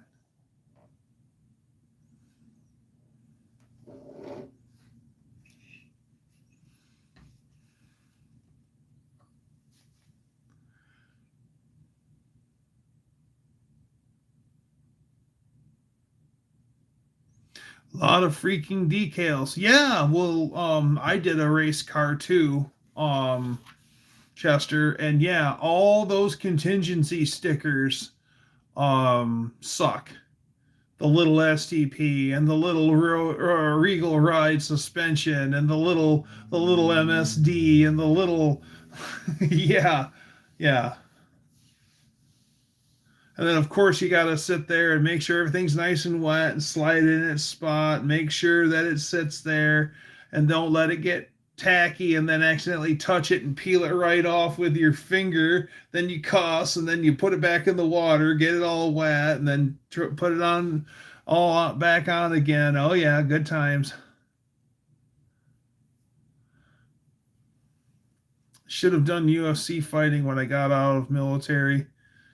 A friend of mine um, was doing tough man contests for a while, which is like pre-UFC fighting. And I'll tell you what, for a guy who wasn't even 5 foot tall, he was one bad dude. Bad dude. But after a long road of that, today he walks with 2 canes. He really messed himself up fighting like that. But I'll tell you what, at one time, he was one bad dude.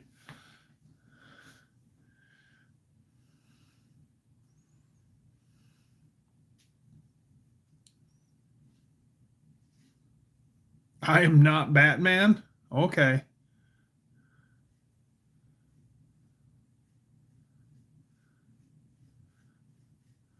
I used to do a lot of strongman contests.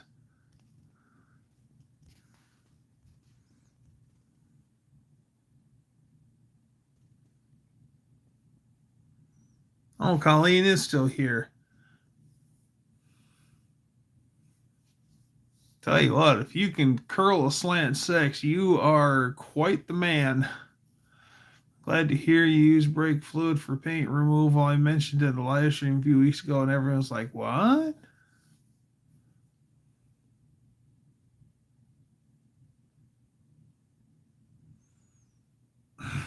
Robin.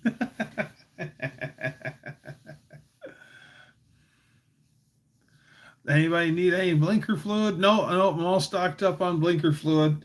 I also have the greasable muffler bearings, and I also have a 14-inch Canuter bearing, so I'm set. I also have a left-handed hammer and a left-handed and a metric crescent wrench.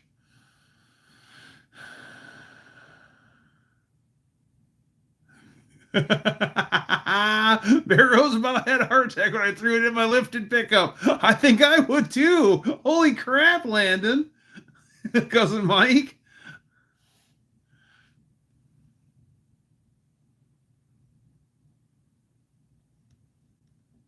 The guy who wears his underwear outside. My blinker fluid leaked out. I worked at an oil change, a major name oil change franchise, and I'm working the top side dealing with customers, and a lady pulled in like a 95 Chrysler LHS, and she came and said that she wanted her blinker fluid changed.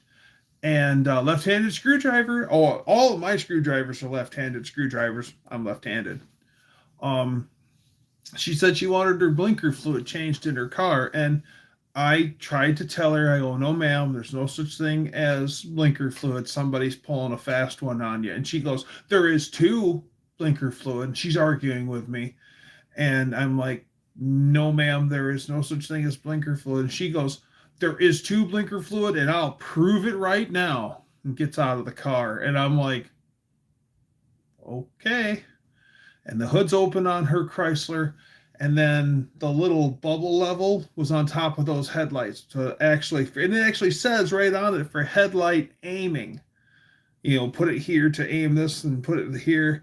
And yeah, LHS was a very, very, very nice car. And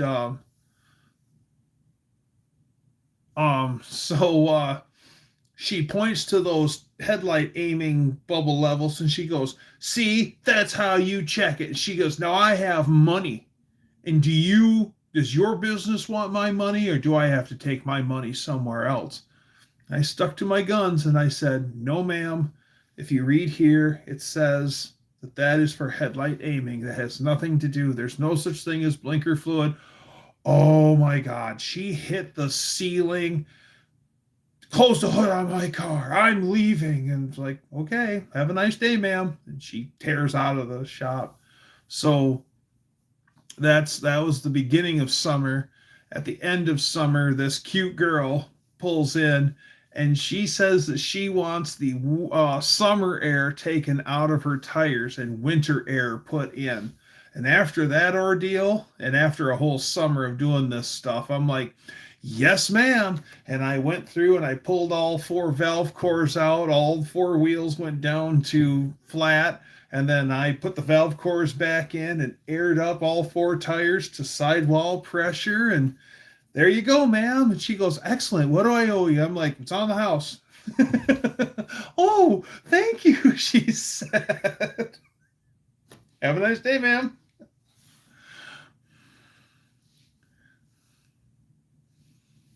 When I paint a wall, I use both hands.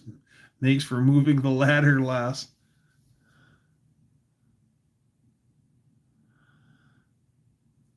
I am left-handed, but I throw and bat right-handed.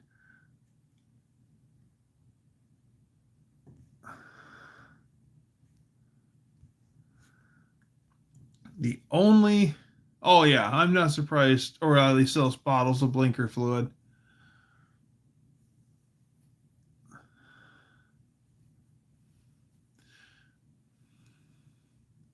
Out there doing the Lord's work.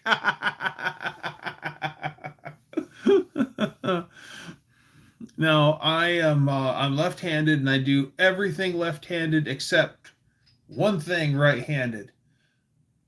I can't throw a frisbee worth a damn with my left hand, but I can throw it good with my right hand. So I throw frisbee right-handed. Other than that, everything's left-handed.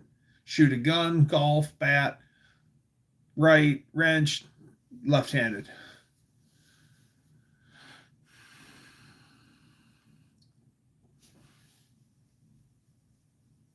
That's how.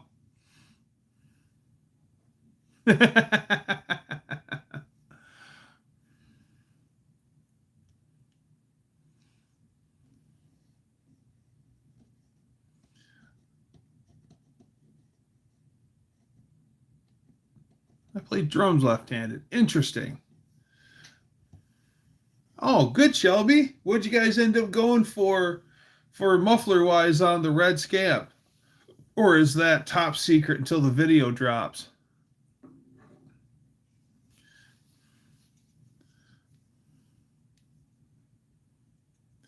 You know, some of the best Polish jokes I've ever heard have come straight from the Polish people themselves.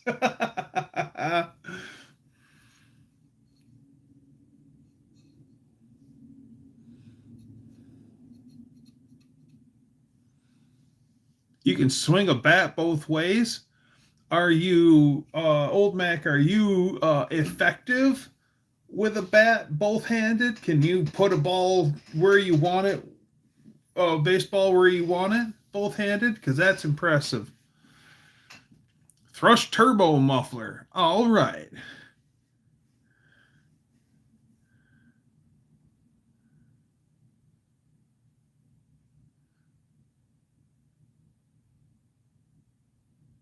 Yeah, yeah, yeah. I do. The Polish people are pretty damn funny.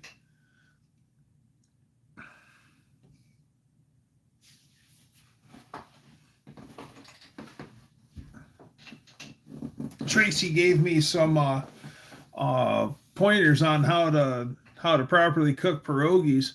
I'm gonna go buy some pierogies now.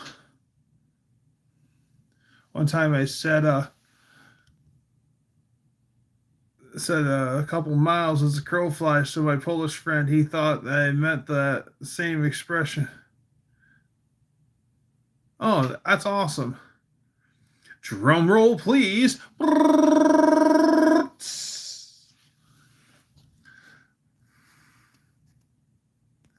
What's the worst thing you can do to a car when doing a prank? I won't talk about that because I know how to severely mess up cars, and I will not give you that information.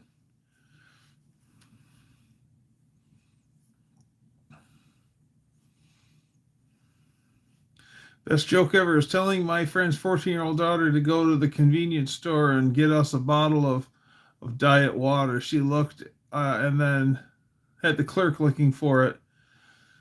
Two Polish truck drivers were barreling along when they came to an overpass. The sign says clearance 11'2", so they got out, measured their truck, and they realized it was only 11'6".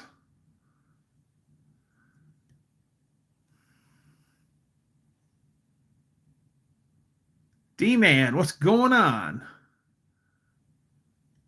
The Polish Air Force, not great. Just a flock of geese with diarrhea. My wife's Polish. She thought I was nuts when I bought frozen pierogies. Yeah, I've only had fresh pierogies. My friend's mom makes badass pierogies. Let's go for it.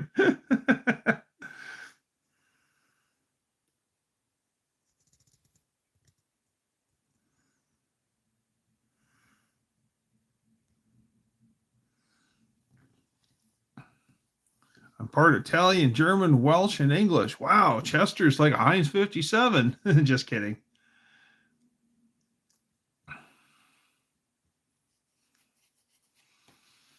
Oh yeah, pierogies and glumpkies and now we call it Italian ravioli. Yeah, pierogies, Italian raviolis. Well, actually, the pierogies are traditionally made with a potato dough, not a wheat dough, like raviolis are. Yeah, pierogies are awesome. Oh yeah. Well, here in my area we have a yeah, Glumkeys. Yes. Hi, Wendy.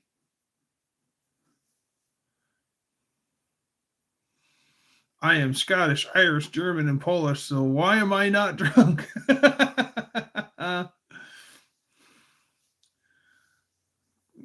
Tamabucha, kiss me, I'm Polish. One old Polish guy I used to work with, he had a shirt that said, "You bet your dupa in Polish." Dupa is ass.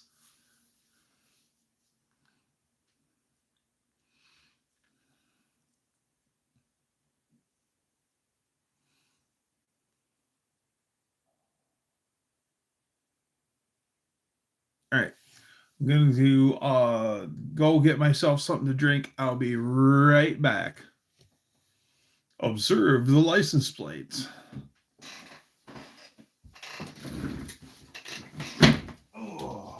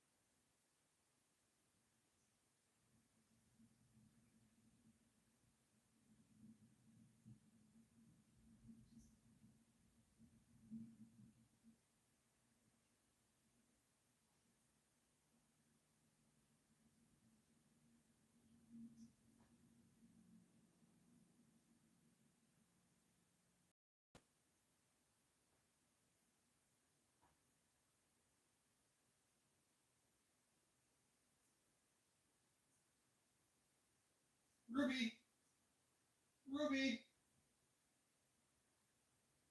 Ruby.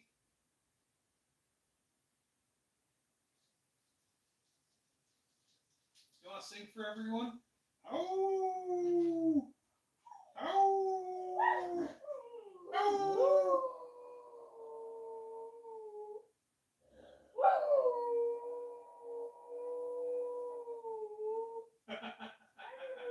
Oh.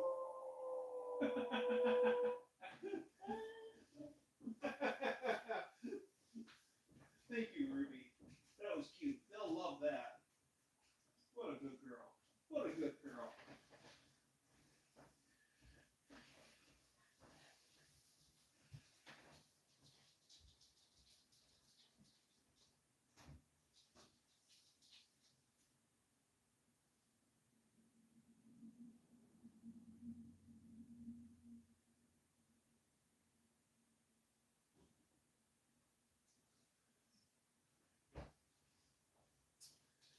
Ah, much better.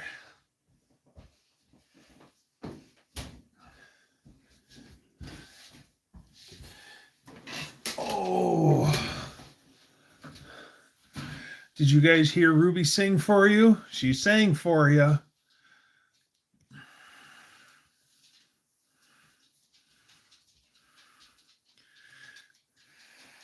Ready? Ready for some more? Oh.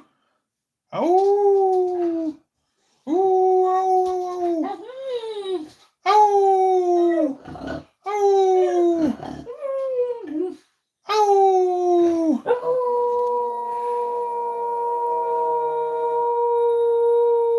Oh.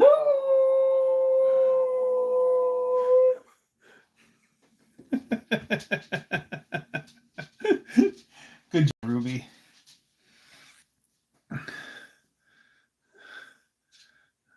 Tanner said to tell Ruby to quit taking her love to town.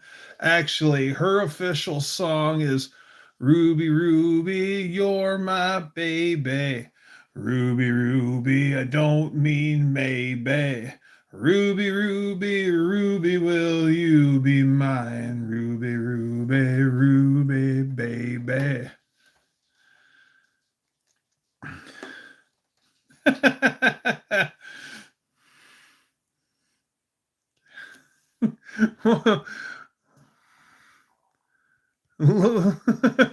Ruby wags her tail when Ruby howls. How cute.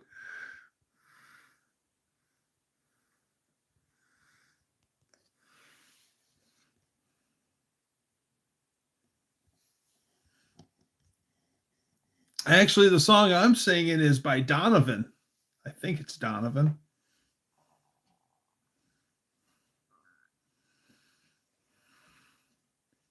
Yeah, Ruby, don't take your love to town. For God's sakes, turn around.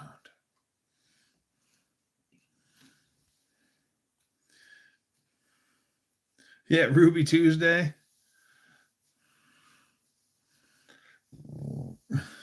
Every Tuesday is Ruby Tuesday.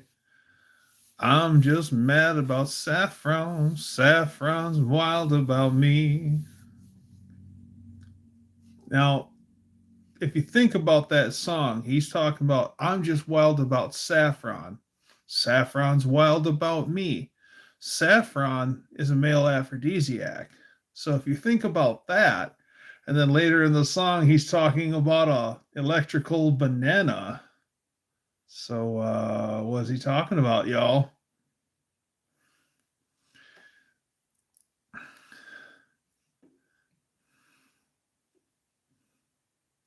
I don't play the bloody pipes. My ancestors just killed people. I don't think those are still around. Ruby Tuesday restaurants. I think you're right, D man. I think they all went the way of the Studebaker.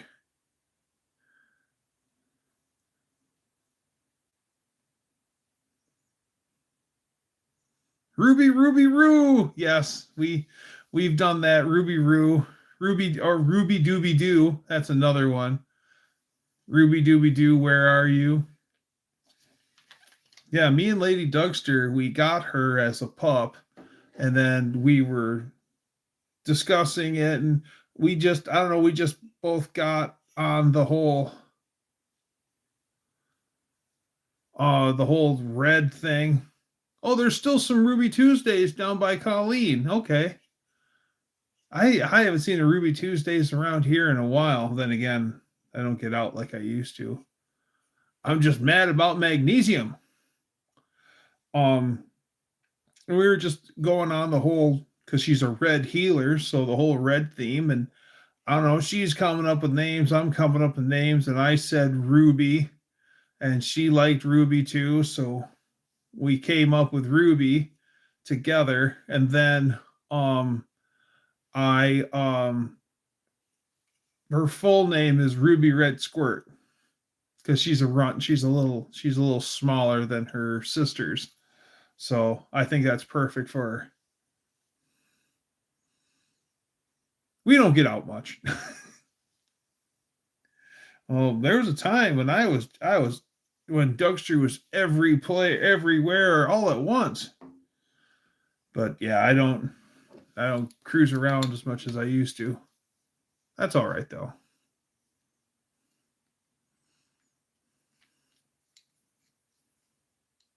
Rugby? No, Ruby, not rugby.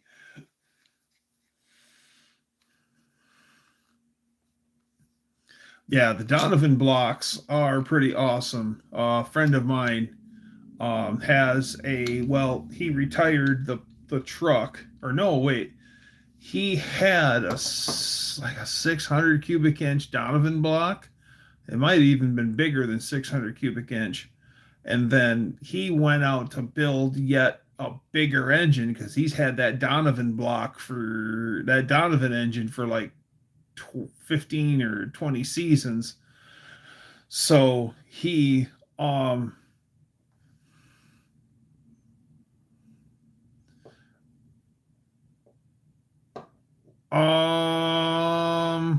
before doing the smoke test, see if you and some friends can see if um if it's like a bad master cylinder, because if you're able to get in the car without even running, Kev, and pump that pedal, and if it doesn't start to pump up and get hard, then you've got a master cylinder issue, and it's not a brake booster issue.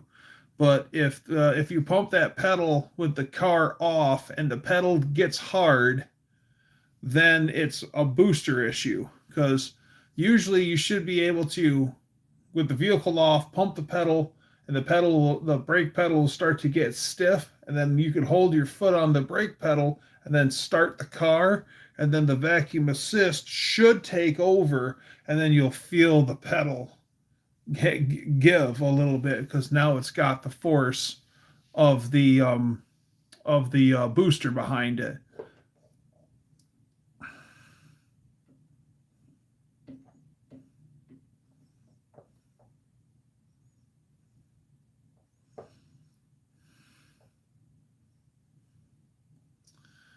Pump it up when it runs. It pumps up, but it doesn't stay up.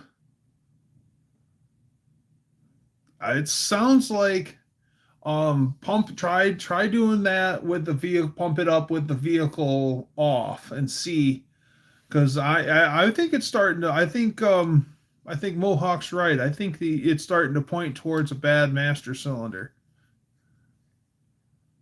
Yep, I agree, Kev. I'm thinking master cylinder too.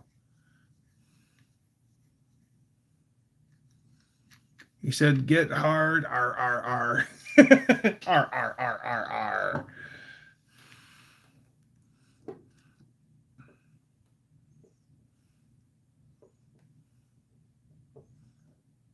Car I learned to drive had manual brakes and a 3 on the tree with no power steering. Yes, and those 3 on the trees like to get themselves bound up between second and third. Oh yeah. Hard, what's that? Whoa. Whoa. Harder than Chinese algebra.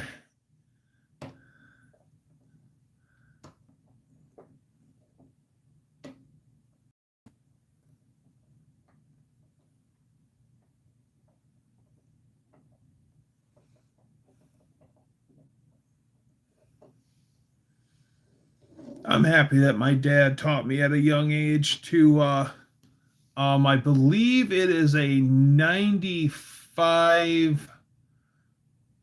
Oh, it's a GM too. It's a 95. I forget what it is. I know it's a 95 GM. My brother said if you can drive this car, you can drive anything. D-Man, he was right.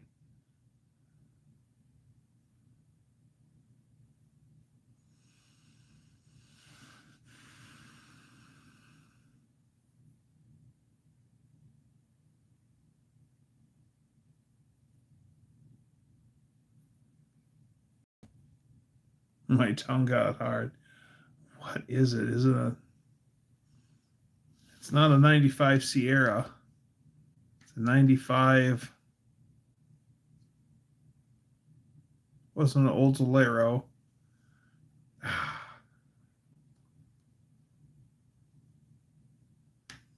Oh, 95 Oldsmobile Custom Cutlass Cruiser. Okay. F-150 has manual steering, 3 on the tree, but all 150s came with power brakes to make weight. 3.1 liter. Those 3.1s. Either those things were garbage out the gate, or those things would run for almost ever.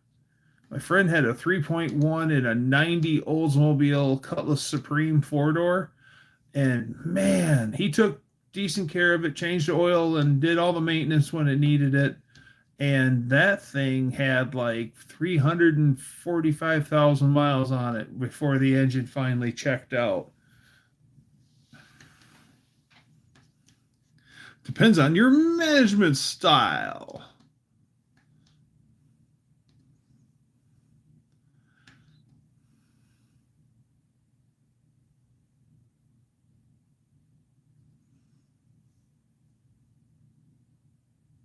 The Dodge Miranda. Oh, you're thinking of the yeah. Yeah, it's the Dodge. Yeah, that car is the same thing. Yeah, Murata. Yes, the Murata, Dodge Murata. Yes, the Murata is the same as a second generation Cordoba. So in a Plymouth, it were, yeah, yeah, the Murata. Look up, oh, what's his name? Mike Cotton, Cotten, and Mike Cotton. He has a Dodge Murata that's Pepto Bismol pink, and somebody pro streeted it, and it's called Cotton Candy because his last name is Cotten. So yeah, Cotton Candy. So if you're into the 80s pro street thing, that car is pretty sweet. If it came around here and they're going to get blasted to a lady at the red light the other day and is chasing a lady with her dog, and then the nice lady left it in her car for safety. Good. I was vacuuming out the front floor of my Dart, opened up the vent duct, and finally found where all the seat fabric and foam went. Yes. Pink, did he sell Mary Kay?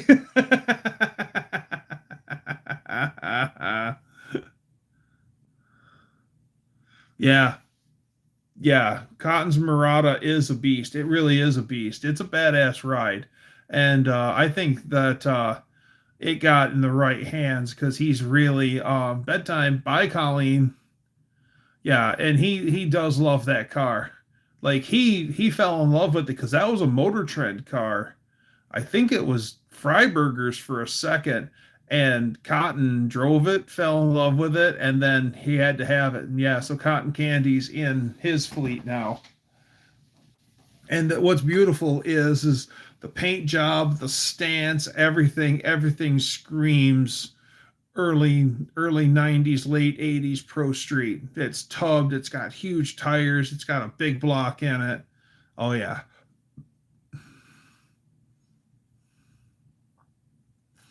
The vent is for concealing 6 packs of beer, not for a bunch of they ain't paying rent, they gots to go.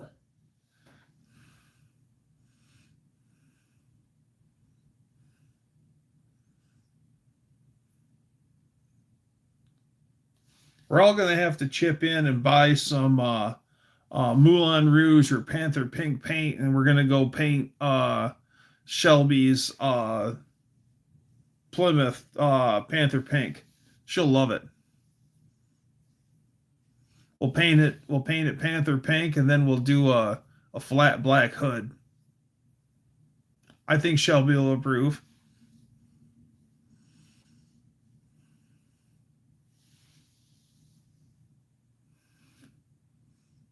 Definitely Pro Street. Yes. Yes.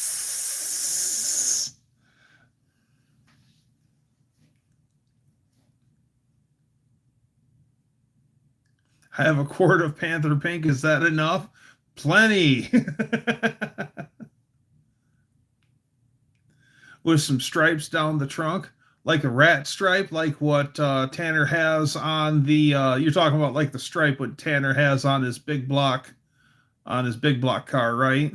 Yeah, I agree. Oh, sublime green. That's what you're thinking. I don't know. Panther Pink is really bright. I think you'd be just as safe. Yep, that's what I was thinking. Those are called rat tail stripes, Shelby. All I will have traveled 2 miles out so far. The freaking cops won't take the dogs to lock them and keep giving them back to the owner. Oh, that sucks. Got plenty of Wimbledon white. Well, in the Mopar world, the white is Alpine white. Except if you're talking about the white that went on Chrysler 300s, then the Chrysler 300 white is called spinnaker white, like a sail on a ship. One of the I think it's the little itty bitty sail on the front of a ship is called the spinnaker. So spinnaker white. Alpine white looks similar to Wimbledon white. Oh yeah, I like the petty blue. Petty blue, actually, I do too. And that D-Man, that's the color that I'm going to be painting shop truck is the petty blue. But they never called it petty blue because petty blue is a registered color. So the color is called Basin Street Blue.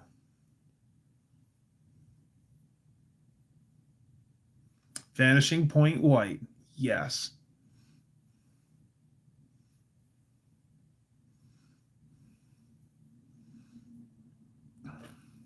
Tannerite. I like it. That's a good nickname there, Dino. Tannerite. I think it's blue with white added in. See, what I was thinking about doing is I wish I could have some paint samples and I want to see what that blue, petty blue, looks like with white primer. And then I want to see what it looks like with gray primer, and I want to see what it looks like with black primer. Because from what I'm understanding, the white primer would make the blue pop even more. And I wish I could do like some side by side comparisons to see what I like best. Everyone calls Tanner Tannerite because he's the bomb. Well, then again, Shelby, you're also a little biased. But no, I think Tanner's pretty damn cool myself. I still laugh the first time I met Tanner. I'm sitting at my camp at No Name Nationals, and I'm farting with my dad's old CB, and he comes over, and we have a nice chat, and Tanner was nice, and I enjoyed talking with him, and then he just went along his way, and then I'm sitting with other people at my table, and then Tanner comes back and sits back down and goes, "I just found out who you are."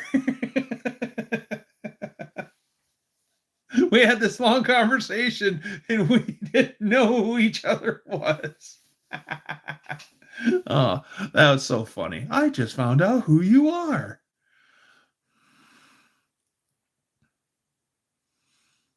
Similar factory paints, Dodge Super Blue, paint code B3, or Plymouth Basin Street Blue from the early 70s. Right. Yeah, and then with your numbers, you've got the lighter the color, the lower the number. The darker the color, the higher the number. So you had like B3, B4, B5, B7, and then F is green, so you had F3, F4, F7.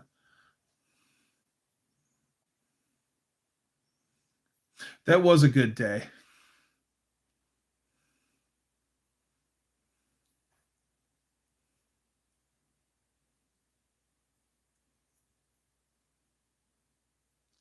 B1 blue sky. Yeah. I mean, isn't that basically what your Valiant is like B1 or B2?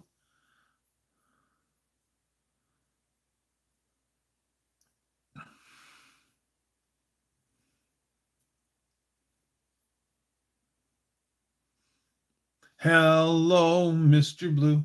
How good is to see you? That's the paint code for the Valiant. That's what I thought, B1. Yep. That's a good looking car. I do like the light blue on that car. Yeah, I got to meet Rich at No Name Nationals. Isn't much for conversation, but that's okay.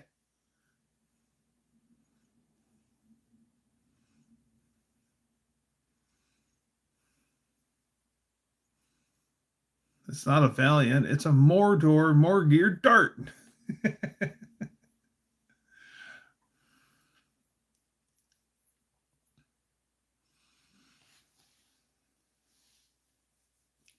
Yeah, I'd like to get the paint bought for, well,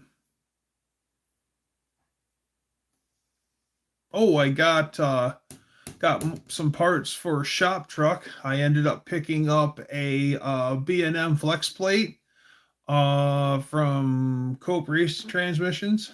I got a B&M flex plate. I got ARP hardware for the crank and ARP hardware for the torque converter. So one step closer to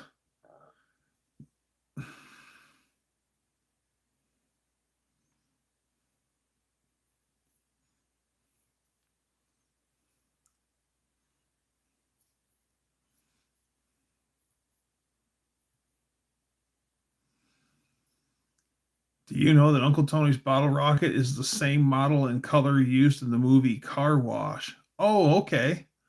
Also, I watched this whole thing on the Chrysler Turbine program because Chrysler Turbine program lived on long after the actual turbine cars, and the official paint color code hex code is 04ACEC. I've got the paint code for Basin Street Blue wrote down, at least for in Nason, I think. But the the Chrysler Turbine program stayed on till the the restructure of Chrysler in the 80s. And I seen some of the Chrysler pictures of the Chrysler mule cars, and one of the Chrysler mule cars, turbine mule cars, was Bottle Rocket, the same blue and white four door, the whole shebang. It made me laugh when I seen that paint combination. I love Mordor darts. One of my first cars was a red 72 Dart Custom 318 automatic burnout monster. The tire firemobile, tire fire. Nice.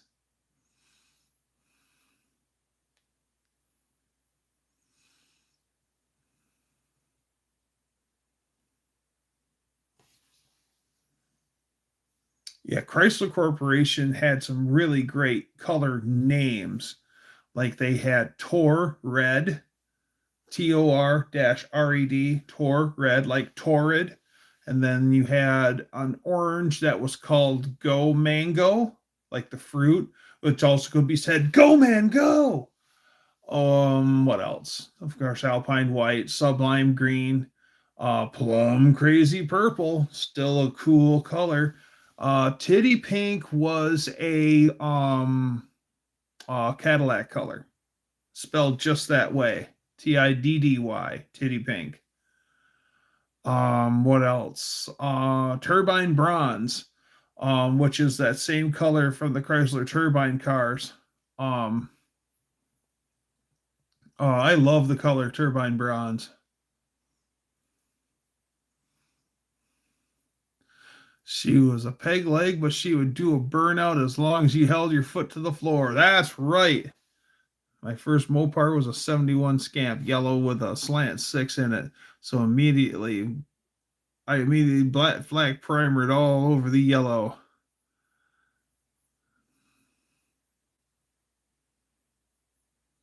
I get a kick out of that color name. Oh yeah, I would. I mean, there's no coincidence that they came up with that color name. Oh yeah, they knew what they were doing when they said that. Of course, Moulin Rouge, Panther Pink, which is the same color. Um, what else was there? I remember a rejected name for silver was going to be Hi Ho Silver, like the Lone Ranger. And then for like a copper color, there's going to be Catch Me Copper. I know those were two names that got rejected, which I think would still be cool. Lemon Twist, Top Banana. I think those were the same color. There was a couple yellows too. They had like a pastel yellow and then a real bright yellow.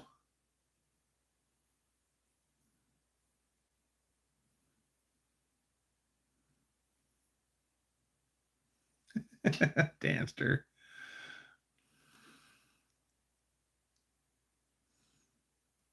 Oh, My first car was a 76 Volare 318 automatic. The car was orange and it looked like a creamsicle. Must have had a white interior. Yeah, yeah, the creamsicle look was nice. A friend of mine had done he had gotten a bunch of rust-free parts for, and it was like a 72 Challenger. I forget if it was a Cuda or a Challenger, but it was an e-body. And he had all rust-free parts, and all the paint on everything was still pretty good too. And he just put it all together. And he set it up all nice and did the door gaps nice and everything, and he polished out the whole car, but he never painted anything. And that car actually looked pretty cool. I called it calico. Whenever you do that, I call it a calico car. But it actually looked great. And it had, orange door, a blue fender, a black hood. The car was green, and the shell of the car was green. But yeah, it had just a collage of parts, but the car looked cool. I mean, how have you not look cool driving a driving a e-body? The interior was orange or tan, but the shade of orange was more of a dull color than a bright orange. Oh, I get what you're saying. Oh yeah, plum crazy's great. That's a good looking color. Good looking color. I like them Valaris and Aspens when they were new. I was in the fourth grade though. About 10 years later, my girlfriend had one Landau top with dog dish hubcaps. Yeah, man.